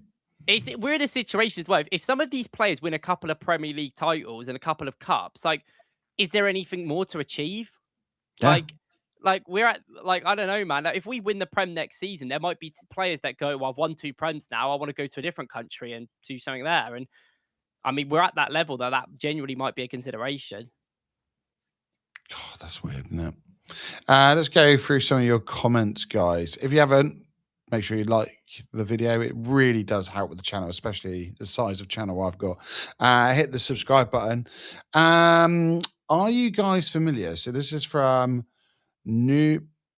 Oh, sorry, I'm going to read this completely wrong, so I do apologize. Numeraduraman? Numeraduraman. N-Man. We're going with that. Are you guys familiar with the Michael TAC account? Apparently, he's a reporter focused on Real Madrid, and from what I've seen, he was always early on reporting developments with the Vini situation.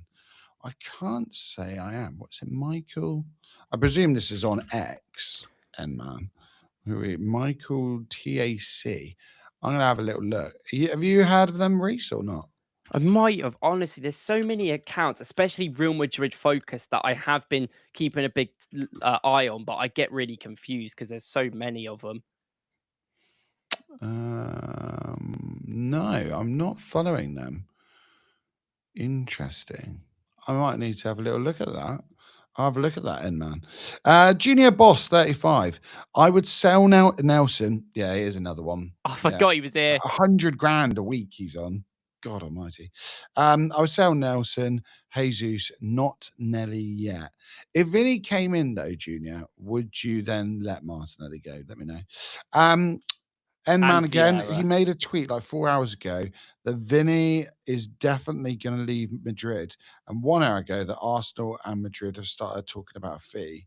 I wonder if that's... I'd like to see the Wait, timestamps I on that think I compared know. I think I to think Handle I did Arsenal. see that. N-Man, if you can have a little look, let us know of like the kind of timings between him and Hand of Arsenal. That'd be really interesting to see. The George. Gyökeres needs service and through balls. Yeah. You He will can't get just that pass more. dead ball and make him dribble past people. That's That not is his true. game. I do agree Mm. with that. I Yeah, do and think like like the your mid blocks, like you saying, and being released early. and Like, the thing is like I do think like a lot of Gyökeres isn't necessarily self-sustainable, and I don't particularly love the way we've used him. Like I've said this so much. Maybe with Vinny, like he does get better. Like the thing is, if we sign Vinny, I've said this so honestly, I just don't really think we should sell Gyökeres unless like it is like an Alvarez deal for 50 mil and Gyökeres. completely agree with that. But if it's 100, if it's anything over 70 mil and Gyökeres, that's a scam. I'm not doing that. What's the point? Like I don't personally believe that either. But Gyökeres should get better with better players around him. Right? I even think Christos Tzolis will be a really interesting player to play with Gyökeres, and people haven't really spoke about I it like that guy. because Christos Tzolis is a guy that just shoots all the time, right? Like all the time, he just like cuts inside shoots, and I'm like, I think maybe Gyökeres could benefit from something like that. Like I think he's much more of a guy that is alert in the box. He got way more alert as the season went on, and was way better at being much more of a box poacher towards He's going the to end. get a pre-season this year. Exactly. You know? These are things Not that much because of the World Cup, but Gyökeres genuinely can come into this season in much more better fitness and form than last year and be more confident, right? Like I've been honest. Like I won't get rid of him unless it's that one situation I said. If not, just keep him. Like we might as well. Like he's a nice little cog to have because he's different, right? He is going to still be different to other like Marino. I want Mourinho just to be our third choice striker, to be honest, and then Yep. have Gyökeres, Mourinho, Havertz, I think, and get rid of Jesus. I think I that's mean, fine. it's so nice because in Marino, you got a player that can play in the 10 role. He can play off the striker as well, late runs into the box stuff. Like incredible, like aerially. And to be fair, like finishing wise, we've discussed it. Like his finishing is just outstanding. Gyökeres is just agent of chaos. Like if you like he just constantly hassles players, regardless of anything else. Like he must be like a pain to play against, probably a pain to play with at times. But like he's like I really like what he gives the team as an extra like option. Unless you're like really upgrading him, like you say, like I just and for the right money, just there's no need to. Having him in there, and then you've got Vinicius. Great. Simon says the York criticism has been way over the top. Yeah, completely agree. They had an opinion prior to joining and didn't want to question all the reasons why. It's like folks have lost the meaning of the word supporter. Stands over football teams, Aya says. Leah. Stands over football teams. That's the meta, unfortunately. Yeah. The Jaws. Hincapie was the star signing last season. Ooh. I think that's a absolutely. I think in the run in, he was the best one. So I think that's a fair argument. I Just love his genuinely, attitude. yeah, I do. I like Hincapie quite a lot actually because it's funny because he's like technically nowhere near, but I just think it's nice to have a different of player, right? It's nice to Yeah. have your fun Calafiori who does everything, and then it's also fun to just have your lockdown defender like Hincapie. Like I think it's very important. I think he was a great sign, and I actually, considering he got a lot of criticism because he didn't start brilliantly well, I think he did really really well to turn it around. So I was happy with that signing very much. He's one of those players as well. Like certain players, you would look at in a lineup and go, oh, like Hincapie is definitely one of them. It's just a pain Wingers in must the look ass, at him, yeah. just go, oh, like yeah, we're playing Arsenal, which is gonna be bad enough, but him, like, oh god, Sometimes I do think sometimes he could get out of ball a bit. yeah, a bit, yeah. Compared to when I think of like someone like Timber. Like Timber is incredible at that sort of stuff. I know, Yeah. like I feel I bad for mean as Timber a well bit. from the terms of like he's just nasty as well. Like Yeah, he he jumps is gonna really early. crunch you at some point. He's like Cucurella, man. Like Cucurella, Mm, he's a pain in the ass to play against because he just jumps at you all the time. And yeah. there is some times that like wingers like Saka have got the best of him because they've kind of baited him into baiting and then he go past him. But they just jump at you and they're so fighting all the time, trying to kick you. It's like Hincapié is very similar sort of like fullback in that way. Like I do think they play in very similar ways. Yeah, I like I think Hincapie. it's nice to That's have a sort great. of style player. And the price on it, oh my god, that Do, is a do you know what's brilliant so deal. I want to say really like there is so many of these transfer leakers out here that have suddenly turned up who are now like Arsenal. And it's so funny because at least 3 of them I have muted or blocked from whatever their account was before, and they've changed their name to pretend that's not No them. way. So then when I see that they're doing these posts, I'm like, who is this account? And then like there's one called the franchise, and he's put loads of posts about Vini. I literally have him blocked from something he did like a year ago where I didn't think he was legit. So I mean, maybe they got legit. Maybe they got legit now, but I don't know. See, I'd say some of this stuff is a bit weird. Um Dominic Coke 3340. Welcome, Vinny. Oh god. That mate, we've got to have, if he comes in, we've got to have a Bruno meeting him like off the plane video, something like we need something like that. Kind of like the Mickey and Aubameyang thing, or like we need something. Something big. Aubameyang was hype. I remember when we signed Yeah. Aubameyang, I was pretty hyped.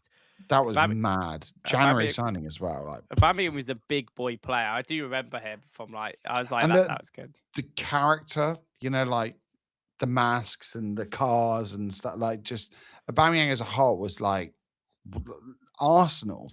Like really, like that was legit.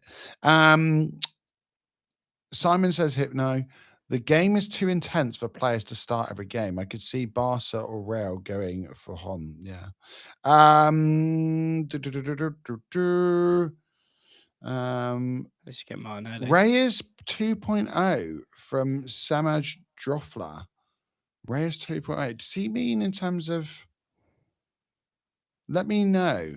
Let me know, Sam. Reyes 2.0. I wonder if you mean Solace or something like that. I'm not too sure. Timid Tactico, he's reliable. I did a couple of background checks. He's reliable. I checked him out. He's quite reliable. I saw his tweet about Vinny Jr. Leaving. Did some background checks. Again, quite reliable.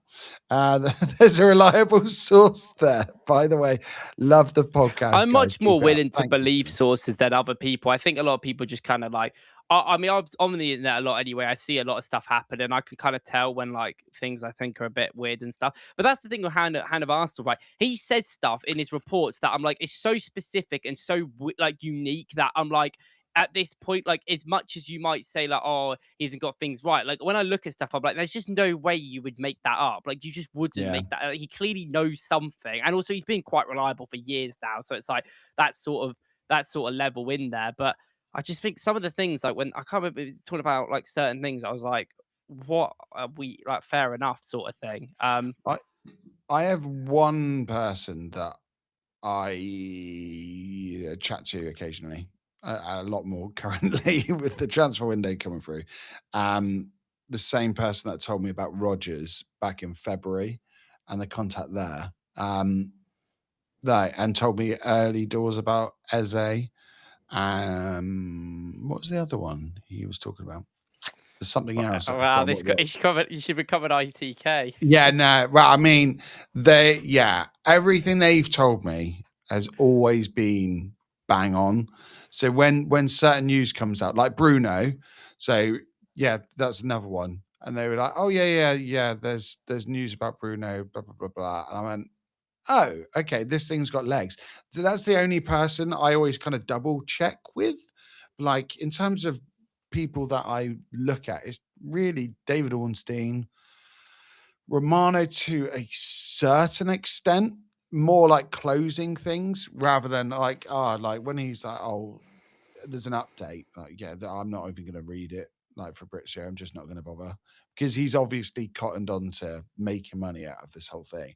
But Hand of Arsenal as well. Like, there's not many. Like, problem is a lot of the journalists. It's like the whole Bruno thing. How some of them were commenting about Bruno not coming to Arsenal, but they didn't even know about their manager about to leave. And the fact that apparently conversations had happened a little while back as well, and they were looking at the Al Hilal manager, like it's a bit like, I think some of them have got their own biases. Some of them aren't privy to certain news. Like it's hard this day and age. I remember teletext. If anyone remembers teletext, Reese, you won't even know what teletext is, do you? Do you know what teletext is? No. Oh, mate. So you used to have to, here you go, just get a bit of history lesson for you. Football history, everyone. You used to go on your TV, you used to press a button, I think it was a red button, and then it would bring up just text on your screen. And you had to put the number in for sport and then the number in for football, and it would just be like pure text, and you could read the scores or transfer news on your TV. It wasn't picture in picture, so it would take up the entire screen, and it was just black and white, like writing, really, really dodgy writing. And that's what I used to get my news from. So I just kind of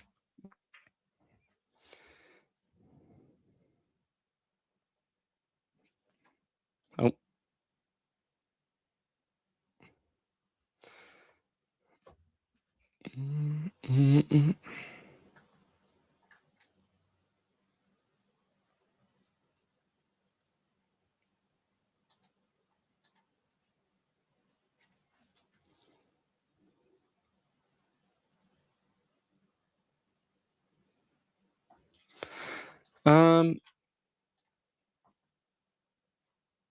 Is it?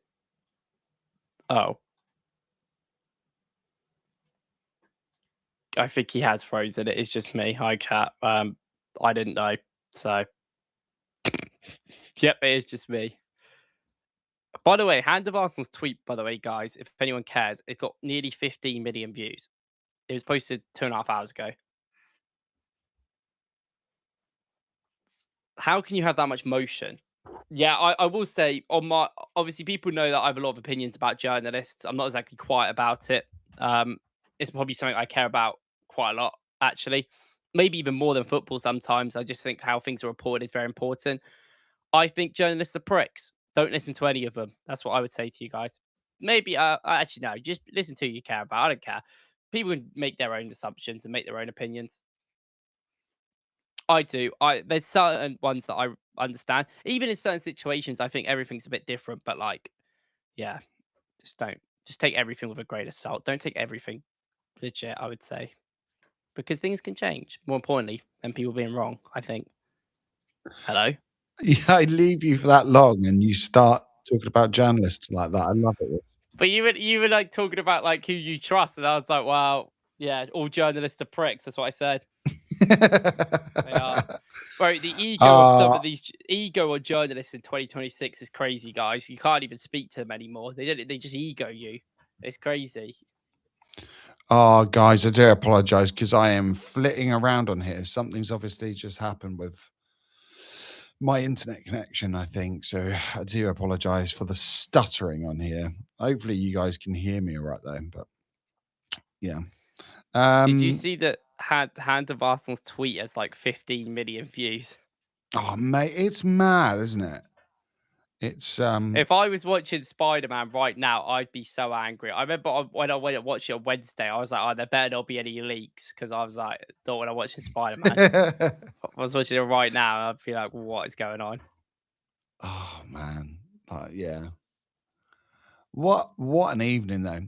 Before we finish up, this is really annoying me. Sorry guys if you're watching. Chelsea. Should we quickly say about Chelsea?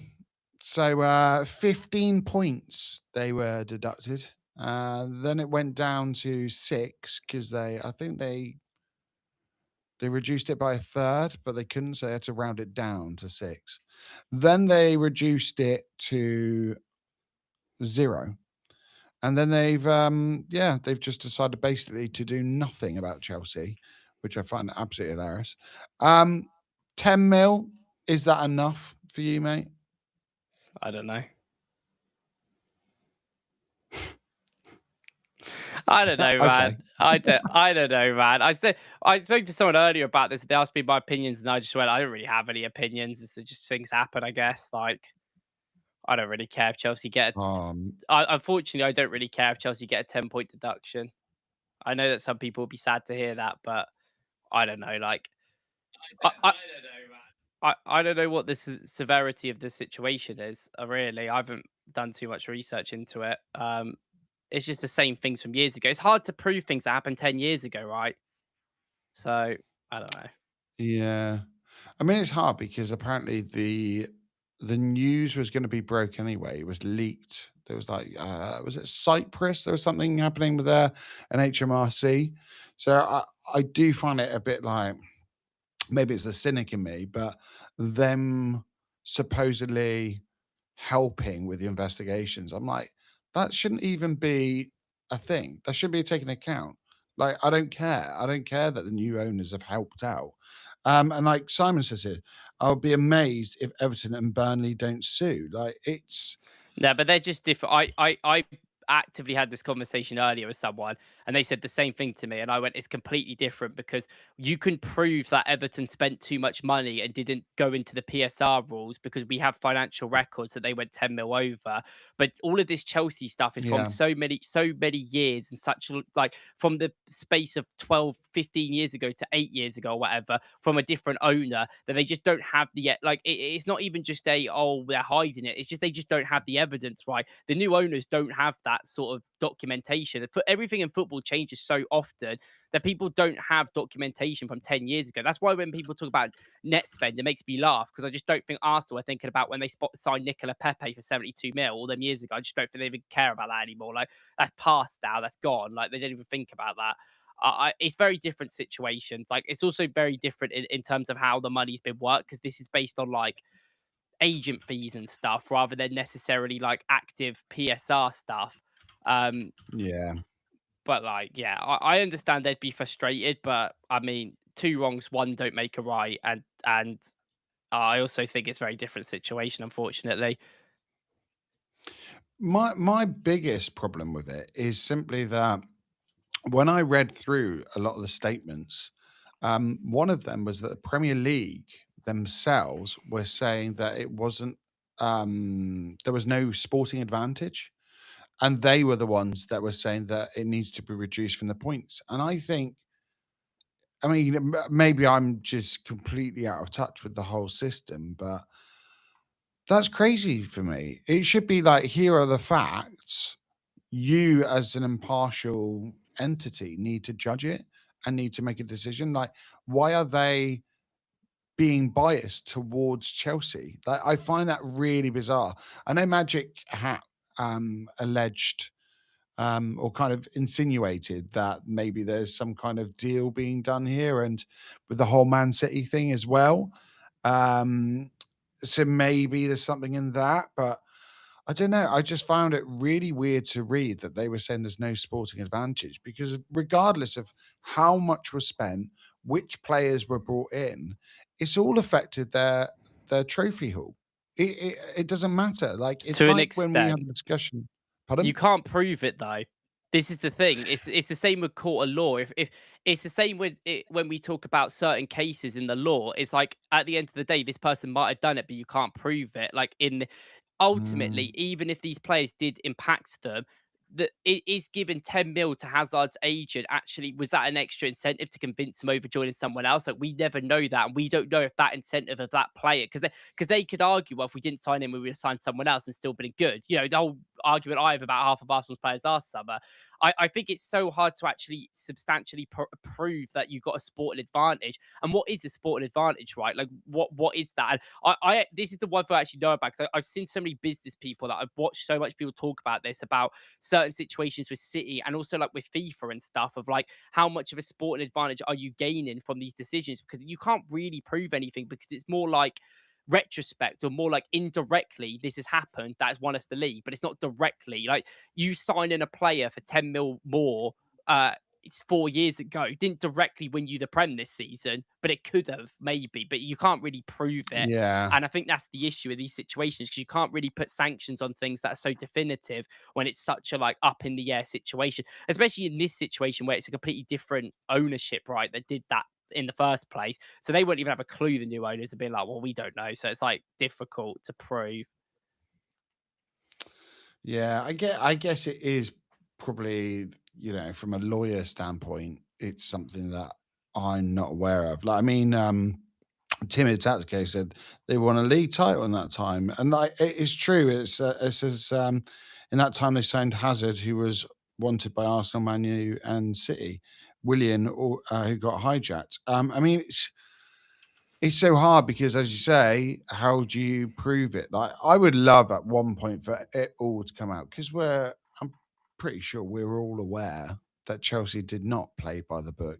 There's one point as well in the notes. It says that Roman Abramovich wasn't buying players to for um from a sporting standpoint and to win trophies, but for the thrill of a chase.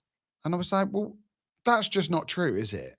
Like, for the Premier League to say that about Chelsea, I thought, well, that again, it's really biased. I don't understand how they could say that. Surely they should just be saying they bought these players like at this time, or it was the Havertz deal and it was this Also, agent. another Uh, situation in this is like people are saying that they won the Prem. Well, Hazard did sign for Chelsea the year they'd won the Champions League. They were currently the European champions, mhm. right? So you could argue, they could sit there and Yeah. argue, going, "Well, we got him over other teams because we're the European champions. He wanted to join us." Like, so I mean, like at the end of the day, it's so hard to prove any of this because it happened so long ago that we don't have documentation. And a lot of these dealings that happen in football, whether it be illegal or breaking the rules or not, they happen behind closed doors. Even us talking to Vini and all these players, it happens behind closed doors that really no one actually knows what's going on, and people don't keep track of it if they want to or if they don't. And like, I don't know, man. Like, I do agree that something needs to happen because of the way they're doing, but like,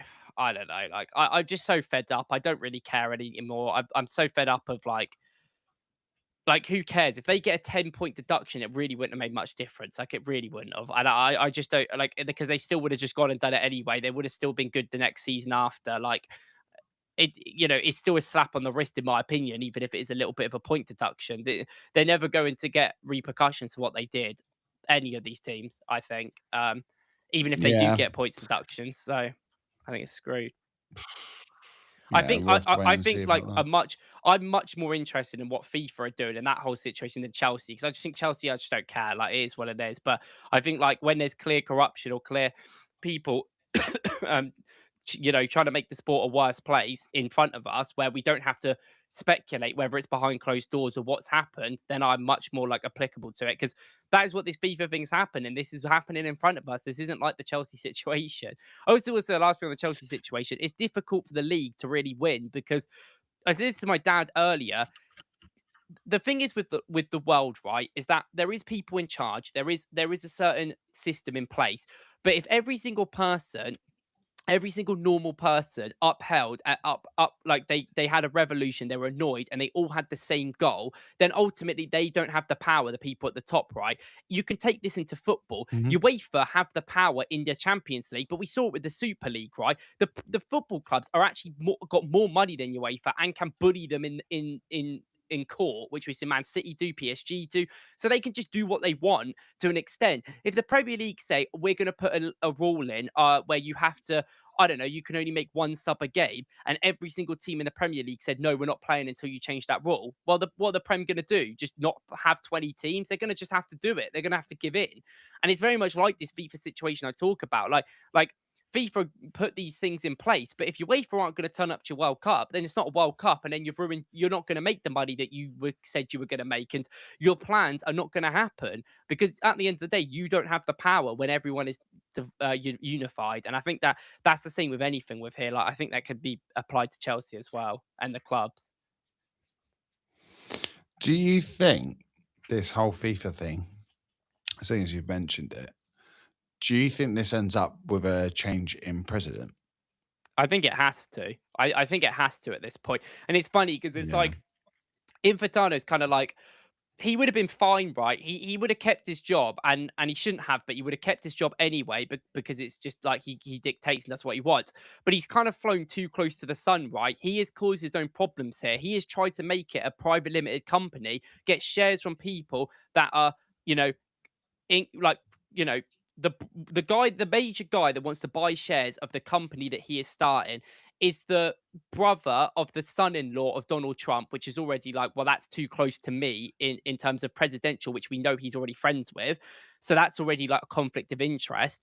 And then you're talking about like forcing teams to join and giving them 30 million or 40 million or whatever it is to join. And if you don't join, you're going to get 10 mil. But it's like, what else happens there? If you don't join, are FIFA going to be liking you? Probably not. So that means you're never going to get a World Cup. And then you could genuinely go down in the pecking order and go, oh, that could mean that you don't get the players you want, or that means that when you get a decision in the World Cup, we don't give it to you. Genuinely, they have the power to do these things. Like, I'm not saying they will. I think it's much more likely that, like, oh, if you don't agree to us, we're not going to let you have the World Cup ever, is much more likely to happen.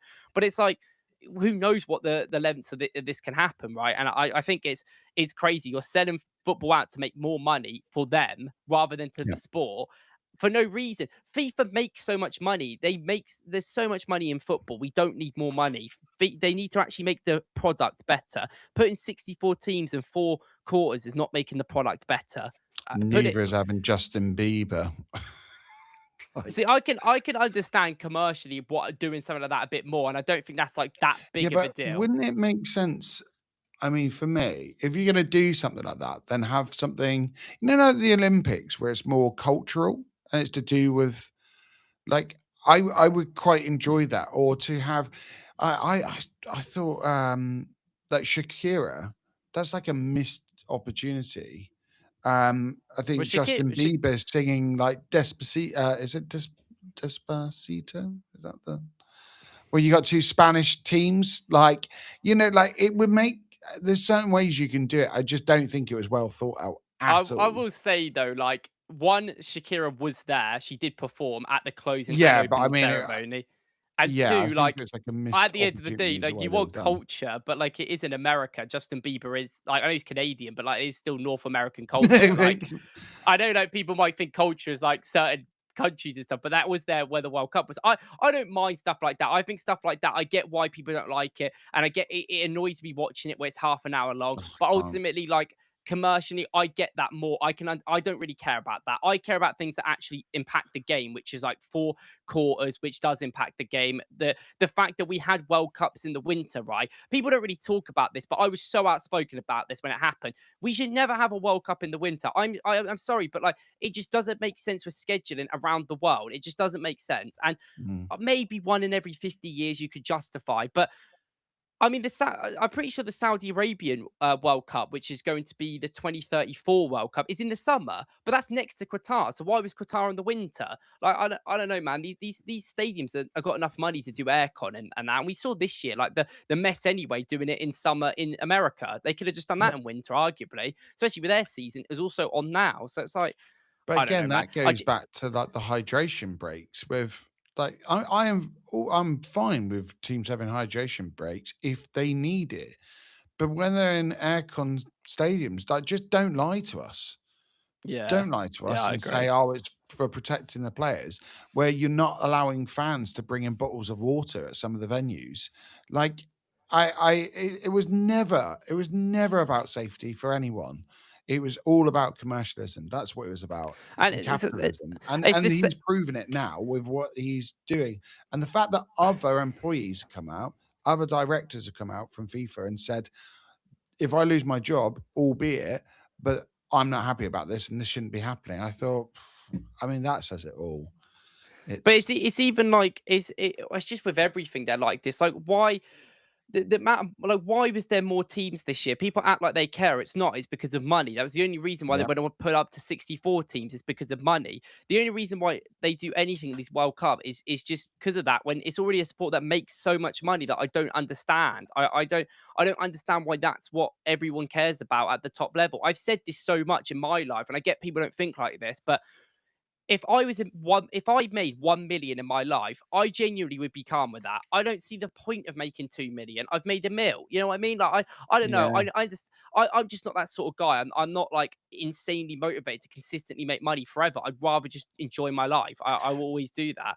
And it's like, Unfortunately, though, I think people that get in these positions of power, that's what they crave. That's what they're. it Do you know what must I be. mean? It, Like, it, it must be their ability to get to that level must be purely based on a little bit of ego and greed to make money mm, over and over and over again. The reason why these guys are in charge for 60 years or 50 years and want to do this in their 80s and 90s is because of that. It's money. And it's like, to me, yeah, that's crazy. If I'm 80 years old, I don't even know right now I could be bothered. But when I'm 80, I don't think I'd be like, if you said to me like, "Oh yeah, you get more money, you can do this," I'd be like, "Well, I just don't care." Like, and the whole thing about FIFA is stupid. I can't believe they in front of us are trying to make a private limited company, get shareholders involved in something that is clearly going to be a conflict of interest in sport when we already know you have a conflict of interest because you're friends of a president that just ran the World Cup and you just overturned a red card, right? Like, that yeah. decision might seem so small. And even at the time I said, like, it's quite funny because it's Florian Balogun. He's not even that good. But like,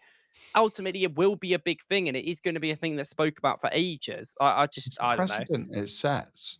That's the problem. Like, I mean, there's been so many issues with this World Cup, like so many, but I I hate seeing it. Like, the game is for the people. That's what it's for. Like, that's why we've got what, 66 of you, I think, in the chat. Like, guys, thank you so much. If you haven't done so, like and subscribe. Like, I appreciate it. On a Friday night, because people love the game, that's what's made this like community here. That's what's meant that me and you speak and have met and stuff. And like, there's like a certain thing about the game. I said on TDK Plus. So George asked me and Rohan asked me about World Cup final and what I thought of it. And I said the biggest thing for me was that I could sit up with my children and watch it. The first ever World Cup with them.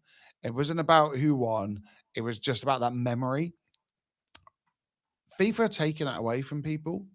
The reselling of tickets and the Yeah. percentages that they were taking stuff is disgusting. Should never have happened. And I hate that. Like, it's like if we had one in London this year, we'd never be able to get tickets. Like, Yeah. it's crazy. And that is ludicrous that that's happening. But yeah, they're from pure greed, taking it away from the people that create it. And I would hope UEFA would be able to stand, on the higher ground and go, no, you know what? All of the European clubs are getting together. We are not going to be part of this. And suddenly FIFA and the World Cup falls apart, because that's what needs to be happening. But looking at, and I don't want to get into international politics and stuff, but looking at what happens and in our country, the changing of the guard and the amount of different prime ministers that we've had without any democracy happening and voting, like I can't imagine that UEFA would do the moral correct thing to do. And that is shocking. So this, like But the Super League, we saw with the Super League, all the teams go in it, and then everyone, oh, no, yeah, I'm sorry, I don't actually want to do that. But we know that at some point that will probably come back in some way or another. Champions League, increasing the league format. Again, that's to do with money. More games, more money. It is to do with money, yeah. Like everything is money coded, but I do think there is some sense of like people do care more about the sport. Like I don't love the whole Swiss whatever system they do in the Swiss Army Champions Knife League, yeah. but I don't think it's that bad. Like that to me doesn't take away from what the Champions League is too much. I think when you talk about the Super League, that is a club thing, right? That was because the clubs weren't happy with the Champions League. So then the Champions League felt they had to change the format, and this is where we're at now. Because Yeah, true. at the end of the day, they had to be in that situation where the clubs, yet again, are also a problem. They just do what they want. And like I said earlier, if the clubs want to go over UEFA's head and they all come together and go, screw the Champions League, they genuinely could do that. But I do think boycotting is a privilege, right? UEFA have come out and said they're going to boycott the World Cup games unless this changes. The CONCACAF, who just ran the last World Cup, which is the North American Confederation, have come out and said that we're not going to boycott, but we don't agree with it. And Asia have said something on the same lines. There's also been some murmurs that the African Association have also considered that. And South America are yet to say one thing. And I don't think anyone cares about Oceania, respectfully, because there's like one country in it. But like, because Australia don't even count anymore. But like the problem is with all of that is that if UEFA didn't show this backbone of being like we're going to boycott it, then it would go through. I think it might not go through votes, but then we try and push ramifications for different nations and things in different locations is massive. Well, that's the thing. That's why a lot of these like confederations that are in the Caribbean or in certain parts of Africa and certain parts of Asia are going to be much more willing to do this deal because they're going to get $40 million or whatever it is to just sign up. And that's a lot of money for these people. But is that going to be money that is actually reinvested into football? No. A lot of these federations in certain countries have their own problems and their own issues behind the scenes where a lot of the people at the top take all the money. And that's what this will be done. All the people at the top who make the decisions in these confederations will want this to happen because they'll make the money. And this is why he's pushing this to happen, because he knows a lot of these countries who have people at the top of their confederations who maybe don't have the amount of money will do it. UEFA and FIFA and Europe are lucky and privileged that 90% of countries within that constitute within that area can actually not need that money, right? England's FA don't need an extra 40 mil. They just don't, nor do like most of these countries. Even when you look at smaller nations, like they could definitely do with a 40 mil, but there's still much more money in football in their countries, not in all European countries. A lot of them, care about basketball. There's other sports they are interested in, but they're not that bothered, right? Because that's not their main sport. The ones that is their main sport have that sort of idea there, and they can just say no to an extent. And I know Czech Republic, I think, came out and said that we agree with it, and everyone's like, okay, like, fair enough. But this is there's this other thing about them needing like money and stuff. But if UEFA is just going to have a backbone and go, no, we're not going to do it, then it puts it in a situation that two UEFA teams are hosting the next World Cup. Well, what's going to happen then? Well, you're just going to give it all to Morocco. They can't host the whole World Cup. Like it's going to be too much. So it's like I don't know what we're doing here. So I don't think it'll really happen. I think that he'll end up having to get forced out. Surely he is incredibly arrogant and incredibly got a massive ego. It'll be lovely to see. I mean, how it hasn't happened after some of the things he said even prior to this World Cup. Like I don't know. I don't know how he is so like unable. So he's like so not aware of anything. Like so just in his own world. Like I remember the first. But I think these people aren't they? They're just there's no self-awareness at all. Yeah, I do agree. I think that it's so hard to even compare to what their lives live like, but I just remember the first couple of interviews that he did when he first got hired. I remember thinking when I was like 14 years of age, thinking that God, this guy's going to be a prick. I already know, and it's got worse and worse and worse as the years gone on. And the problem is, if you hire anyone else, it will be the same problems, but at least it might not be this blatant. So, at least it might take 10 years. I think if anyone who's the FIFA president shouldn't be in charge for more than like 4 years, because I think this is the problem. You make relationships and then you become a conflict Mhm. of interest. I think if you're just in there for 4 years and you get out, I think that's So much like a easier. presidential term, that type of thing, like, Yeah, they should have that much more, and but you they don't. No can't one. you can't go back in. You can't. Yeah, I think they should do something, but no one really goes back in because at the end of the day, they're just going to hire the person that gets them the most money. So it's like always the whole system is messed up. Like it is never good. No one ever Who's cares better about for football. you, Sepp Blatter or or a current FIFA president? Seb Blatter's better. I said this earlier to Oh someone. I said I God, think I genuinely think that Seb is Blatter's better. so bad, isn't it? That's Well, so bad. Seb Blatter was bad in many ways, but even him, he did care, have a sense of care for football. Like he did care about it in a way. Like I don't know if Mm, that was his main main motive, but he genuinely did care about it. I don't think this guy cares anything about football. Like I haven't seen no, one I don't bit think that I'm Infantino like, oh, does. football has benefited from that. And then I just hate all these PR talks after it about all this stuff. Football is getting ruined in front of our eyes, and FIFA are still the world governing body. I can't believe we even have a world governing body, which is biased in a sense. Like it has biases in the company. Like it should just be a neutral ground, right? But it isn't. So I Yeah, really think that's a problem. But I don't know. yeah, Hopefully this stupid decision he's made will make it. Hope that everything will get fixed. It's like the Super League, right? The Super League was stupid. Everyone was pissed, and it made things better in the end. I think so. yep, Maybe yeah, that's what we yeah. need. Hopefully, out of the ashes rises something good. Um, just some of the comments here. So we've got Ibrahim is saying, please, what about Bruno? Um, Yeah, we have what forgot a about that day guy. for news. Yeah, maybe we'll come on to him. Actually, it's probably a good thing to chat about. We have got some discussions between people, which is nice. Jorka, welcome, Jorka. Report about Vini from Brazil. Um, yeah, we did go through quite a lot, Jorka, about Vini. Obviously excitement, personal terms agreed, according to Hand of Arsenal. No other news yet, but we will let you know if anything else occurs. Tim and Tatsuko, I think the problem is they get drunk on power. Yeah, 100%. Yeah, it's so hard. I would never know, like, to have that amount of power, like, what it does to you. I think a lot of these people have a lot of intentions and ambitions, and they go into these places and then kind of corrupts you, right? Yeah, From I was about to say exactly the same phrase.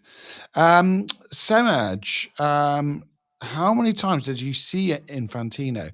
I bet he requested he was shown at least twice during any game he attends.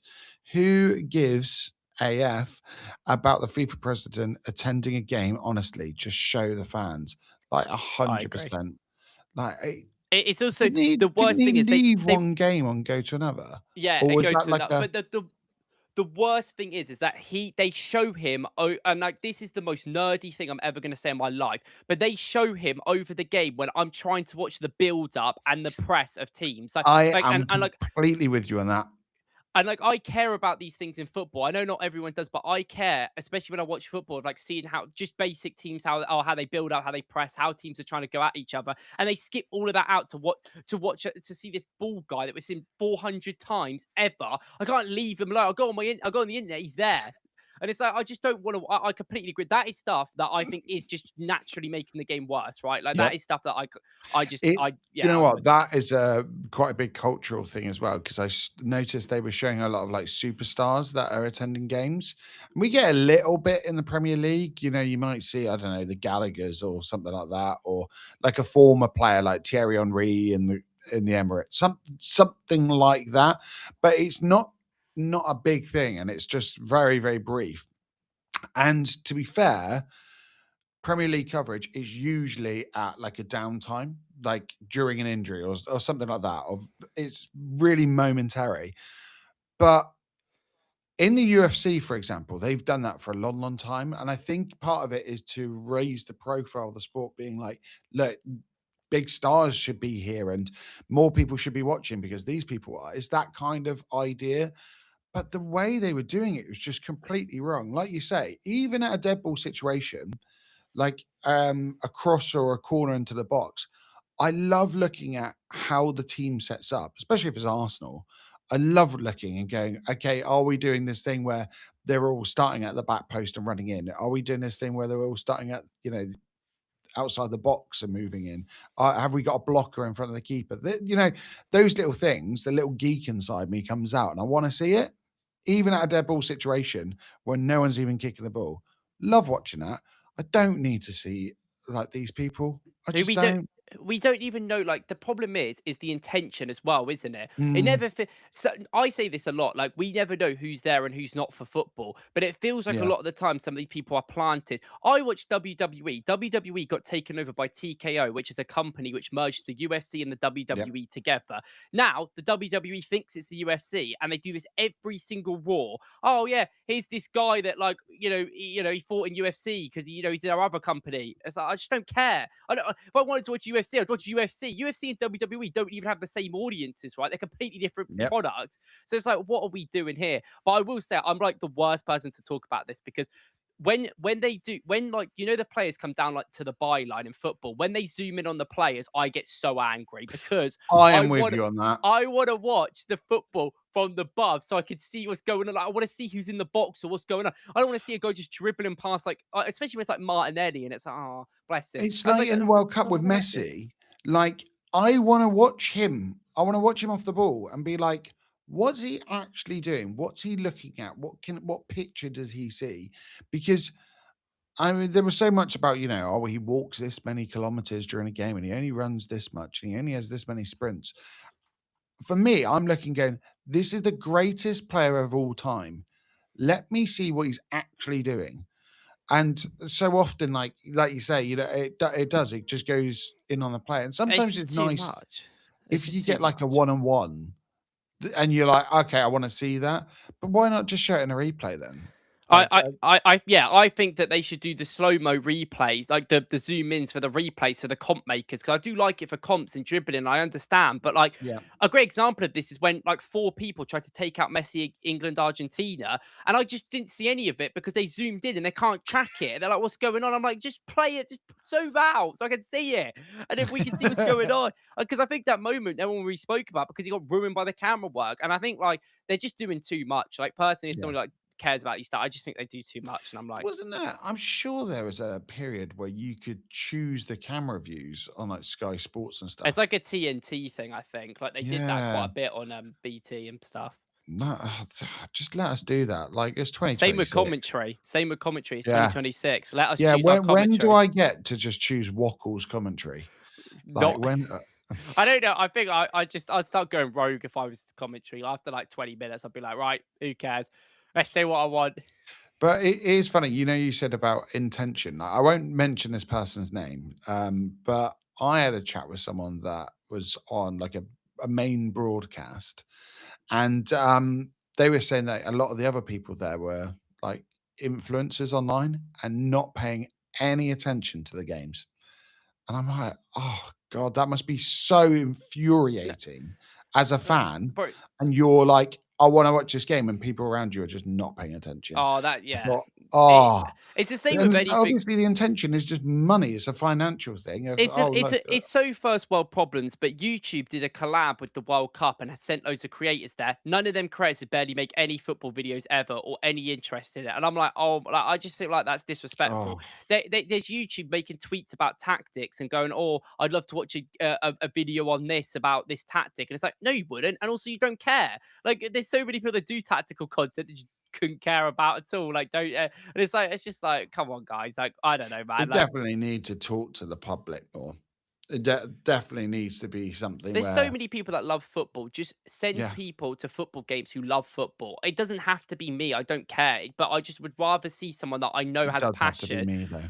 and interest in it, and that's the main thing, man. Like, I might not make it to another World Cup, Reese. I haven't got long left. we'll Dear. go to the next Euros in England. Oh yeah, I can make 2 years. I could do that. I've got it in me.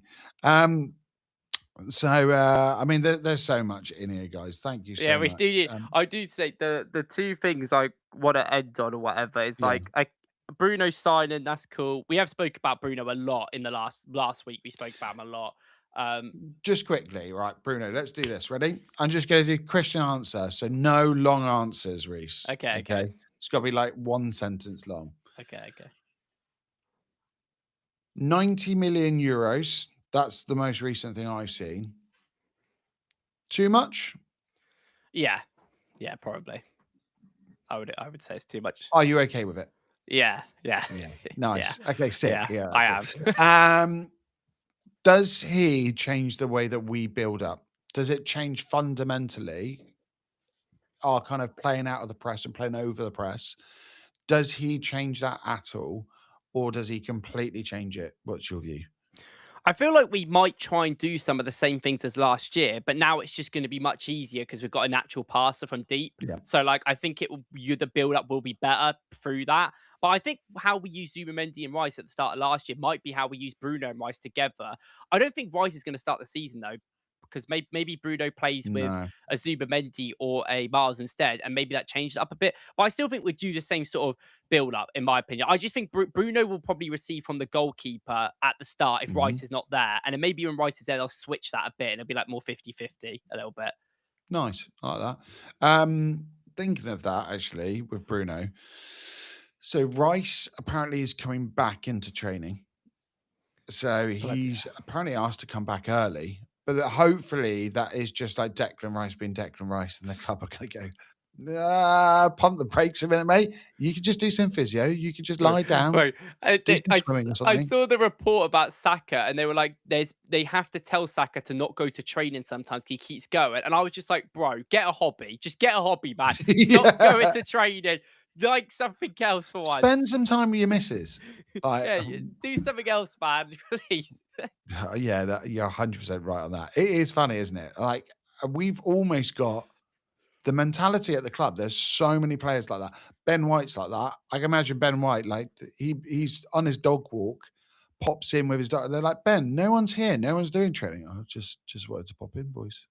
Well, apparently it's 24/7 open, like the gym is, so they can just go when they want. That's bad. Shut them off. Like, stop. They need to have like a limit. Yeah, it is a bit of a worry. But last thing on Bruno. So, do you prefer him on the right channels or on the left side?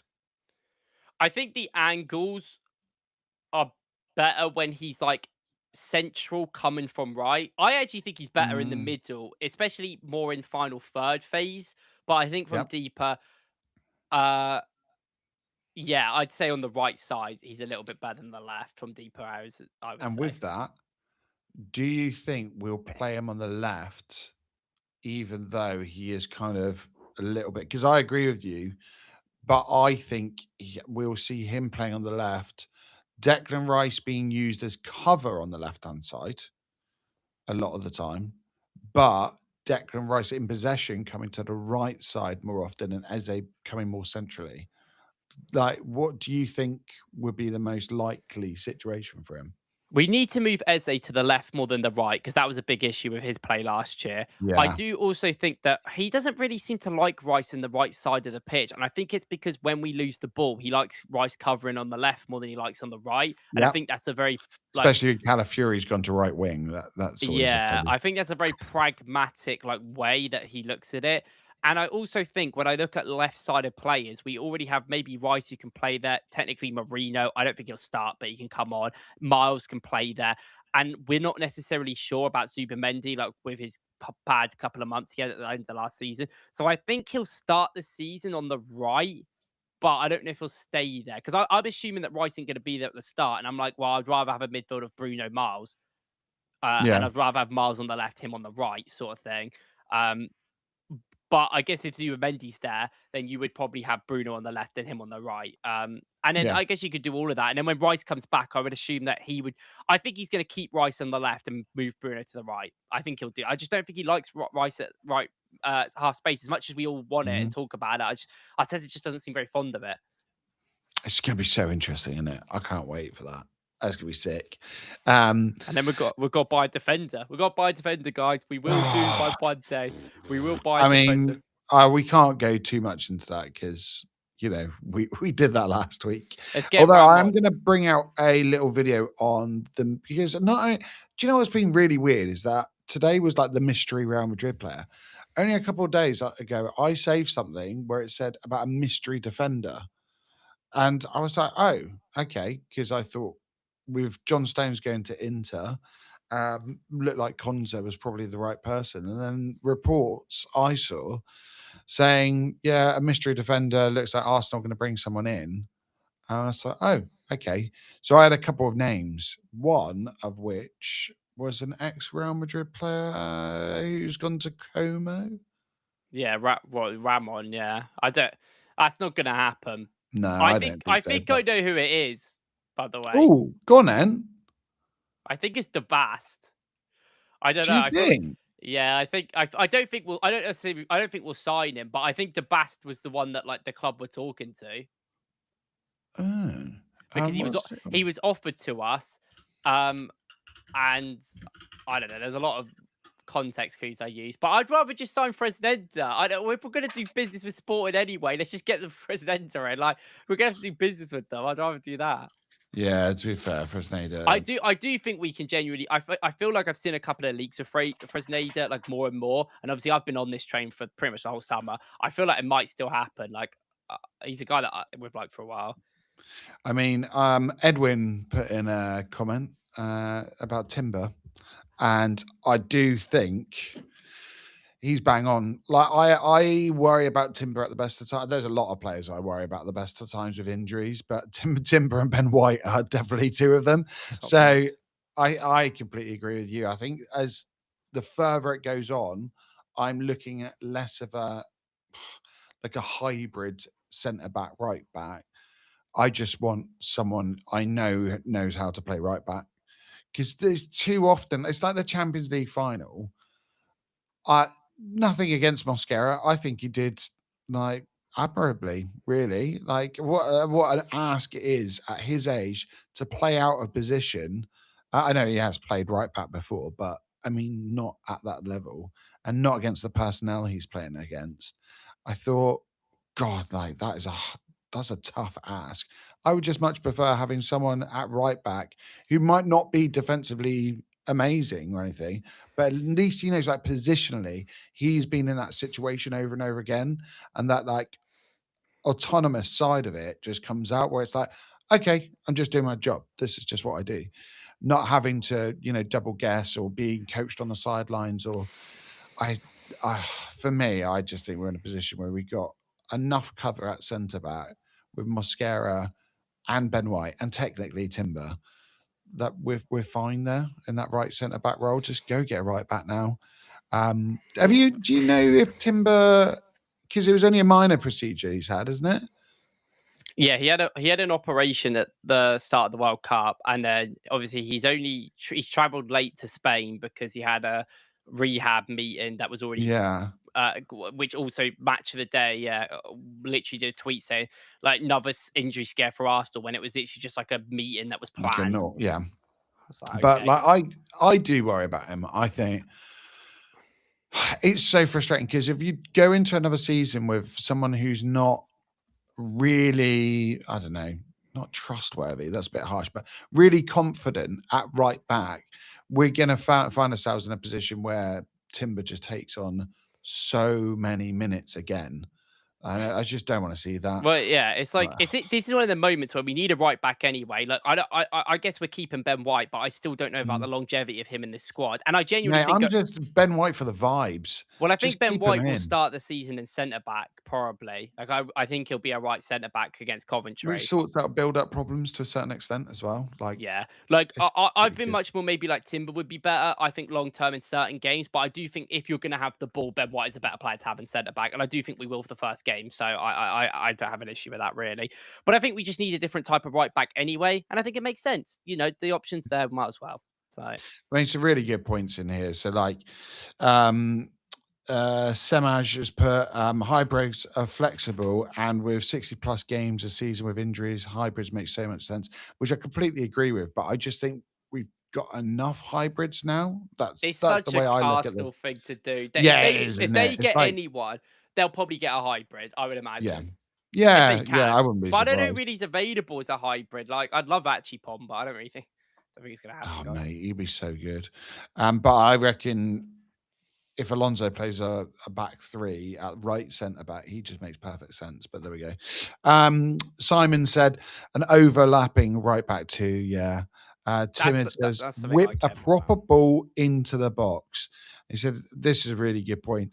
The thing with hybrids is that they defend first, which is pragmatic, not as secure in possession. And this is the one thing. Like, I love Timber to bits, but Ben White, when he clips that ball over the top, there's something we miss sometimes. And I think, to be fair, on both fullback positions, we do just miss that kind of Nunes and Hakimi thing of, fullbacks that can create and can really cause different types of problems.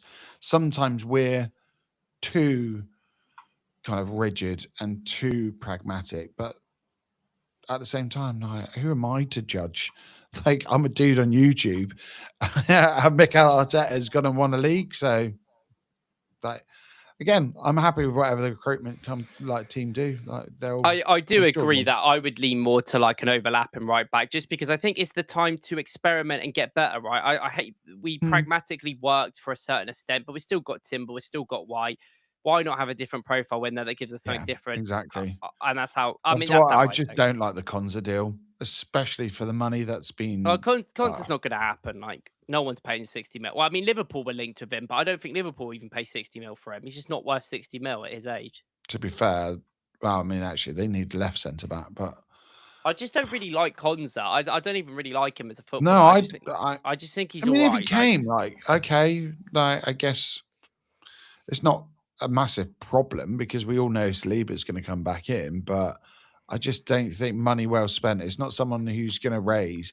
Like, at least with a Fresneda, you might look and go, "Oh, okay, this really changes how we start like setting up in different manners." And you could even look at, I don't know. I mean, this is going to go completely crazy, but like a Timber goes back to left back, so you play Fresneda on the right, so you got that balance of a real lock up player on that left, which also then Rice, you don't have to worry about so much covering ground in the left side, and well, you it's can just move so. Calafiori into left centre back with that, and Fresneda Well, becomes the overlapping but right back. There's even in not in options. these complicated ways, right? Like the market, Mm, there is actually a lots of defenders to buy. Like this market is way more like 50 mil gets you a decent enough defender. You don't need to be spending 60 on a 29-year-old. Like yeah. John Martin, you could get Ramon if you want. Pew Oh, Billy I've got a name here that has been linked. Christian Romero. Would you take him? Say 50 mil. I mean, probably not. No, I would have took Senesi more than him. I love Senesi. Yeah. But That's a good buy. it's just not really the type of play. Like Romero and Gabriel just don't work together, right? When I'm looking at players that we're buying, if they're a centre back, they have to work with Gabriel because they're right sided. So, and I just think they'd just be a mess together. Like they'd both be just kicking everyone. I mean, like, guys, calm down, calm down. It's like stop it. Like, part of me looks at it and goes, it would just be so funny to take a Tottenham captain. Like, but I just look at him and I just don't like him. I hate the fact, like, I love the fact that he did this, but as an actual person, I hate the fact that he basically left Tottenham at the end of the year and just went, "Oh, sorry, boys. I know you're all my teammates, but I'm off. Like, if you guys go down, that's on you. That's on you. Like, I just think as a man, that is horrendous.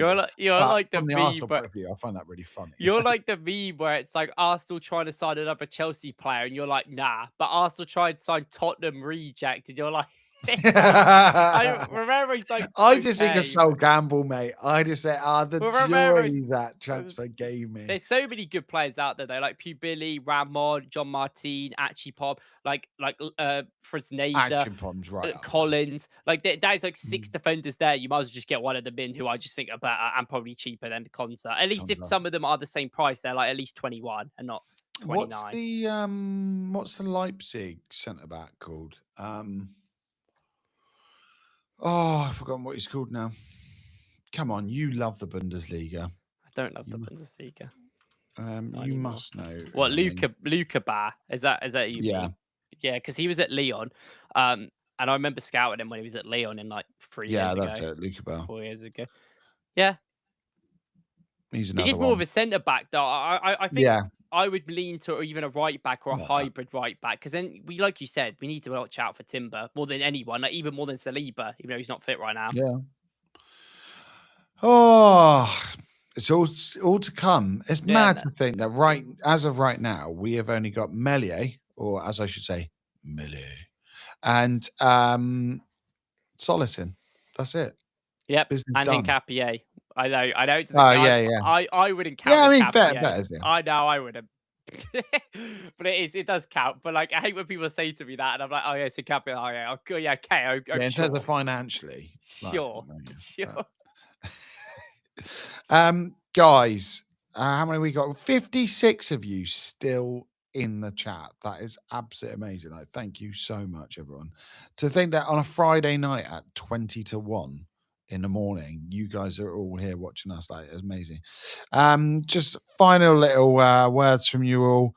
I'd rather have the wingers tuck inside to the half space from Timid Tactico. Yeah, I agree with that. Like, sometimes our fullbacks coming into half spaces and closer to the box does confuse me, but Fresneda would help that. He would help that. Exactly. Simon says, Hypno, if he got red cards for Spurs, think about how many he'd get for us. That's one of my only reservations about Bruno. Like, I don't know if his I guess I didn't really think about that. Lovely booking record just suddenly he is mental. I kind of forgot about that whole point. Yeah, he is. Yeah. Does like a little elbow here or there. Yeah, of course, Jorginho headbutted his elbow. That's what happened. Woodpit says, I've heard Jan Bissek is possible. He's at Inter. Oh, yeah, I have heard that as well, actually. That's an interesting one. I completely forgot I heard that about Bissek, yeah. Bissek's good. And like Simon Bissek. says about Diomande for 35 million is a steal. Like, he's an interesting one. I was really hot on him at one point, thinking like I would love for him to come in. But do you know who he reminds me of? Not how they play, but Upamecano. How like they just have that sudden like rush of blood to the head, or like that's my only worry about. 35 million. He's in a this bit market. weird now. But I'd say actually another player that you mentioned in that, Nottingham Forest have been trying to sign Diomande for like weeks and they still haven't done it. They've also been trying to sign Reed, right, from Feyenoord as a right back. He was going to go to Bayern, and then I think he had some sort of issue and didn't go to Bayern. He's like apparently Feyenoord have been a bit difficult, I've heard, in negotiations with Roma and Nottingham Forest. But if that's like 35 mil, I really don't think he's that bad of a right back. You know, he's good. He's good going forward. Like, he can play on the wider areas. You can tuck Saka inside if he comes in. Yeah, again, like I said, there's options for fullback and defense. I'm not that worried. You don't need to spend that much money. Like, you can get someone who's just good. You know. Yeah, people are saying could do a cheeky hijack for one of these players. Like, it's true, isn't it? Oh my God, Timid Tactico, mate, I've got work in 6 hours. Like, I really appreciate you, Timid. Like, I hope you're a subscriber. Like, make sure you do subscribe and get back in the chat next week. But go to bed, get some sleep, get some rest before you go to work. Jeez, man. Although he said it, worth it though. Talking to you, lads. Appreciate that, mate. Oh, thank you. Simon, it's been a great show. Like, yeah, I've really enjoyed this one. It's been a real late one. We've done late ones this summer, haven't we? Like, much later than we were. Yeah, it's because you're like, so. Yeah, exactly. It's just chill. It's bliss. Although I've got in what about 7 hours, I've got to take my son to his coaching, so I'm definitely going to have a coffee on the sidelines tomorrow. Yeah, Luca Bar Tipsy saying, "Hey Tipsy, I hope you're well, mate. I haven't seen you in any of this tonight." Bissett Young 25 6'5". Is he really? Yep. God, that's quite a bit. Big boy. Yeah, guys, thank you so much. We better call it a night there. Have you got a video coming out tomorrow, mate? I'm pretty sure you'll be filming one, won't you? Maybe. I'm right now considering. Maybe we'll see. What are we talking? A Vinny one? Yeah, maybe a Vini one. I did do a stream, so maybe I don't need to. We'll see. See how I feel. Oh yeah, live streams on the Wokkles channel. That is mad. Oh, do you know what? Someone said to me that they would like to do a collaboration with you at some point, and they were like, yeah, I watch quite a lot of his stuff. He's really, really good. And that was Adam Keys of Arsenal Therapy. Ooh. So yeah, I'll get him to give you a shout. Actually, I should be doing this like after, not live. It's not live. Hi guys. yeah, but like generally, if you didn't watch that episode from yesterday, I had Adam on, who's also been on the Arsenal.com. He's also on Weekly with Harry Symeou. Like brilliant chat with him as well, really insightful. So guys, make sure you go back and check that one out. Samaj, I've got to do this. Forder, the best contributor on TDK.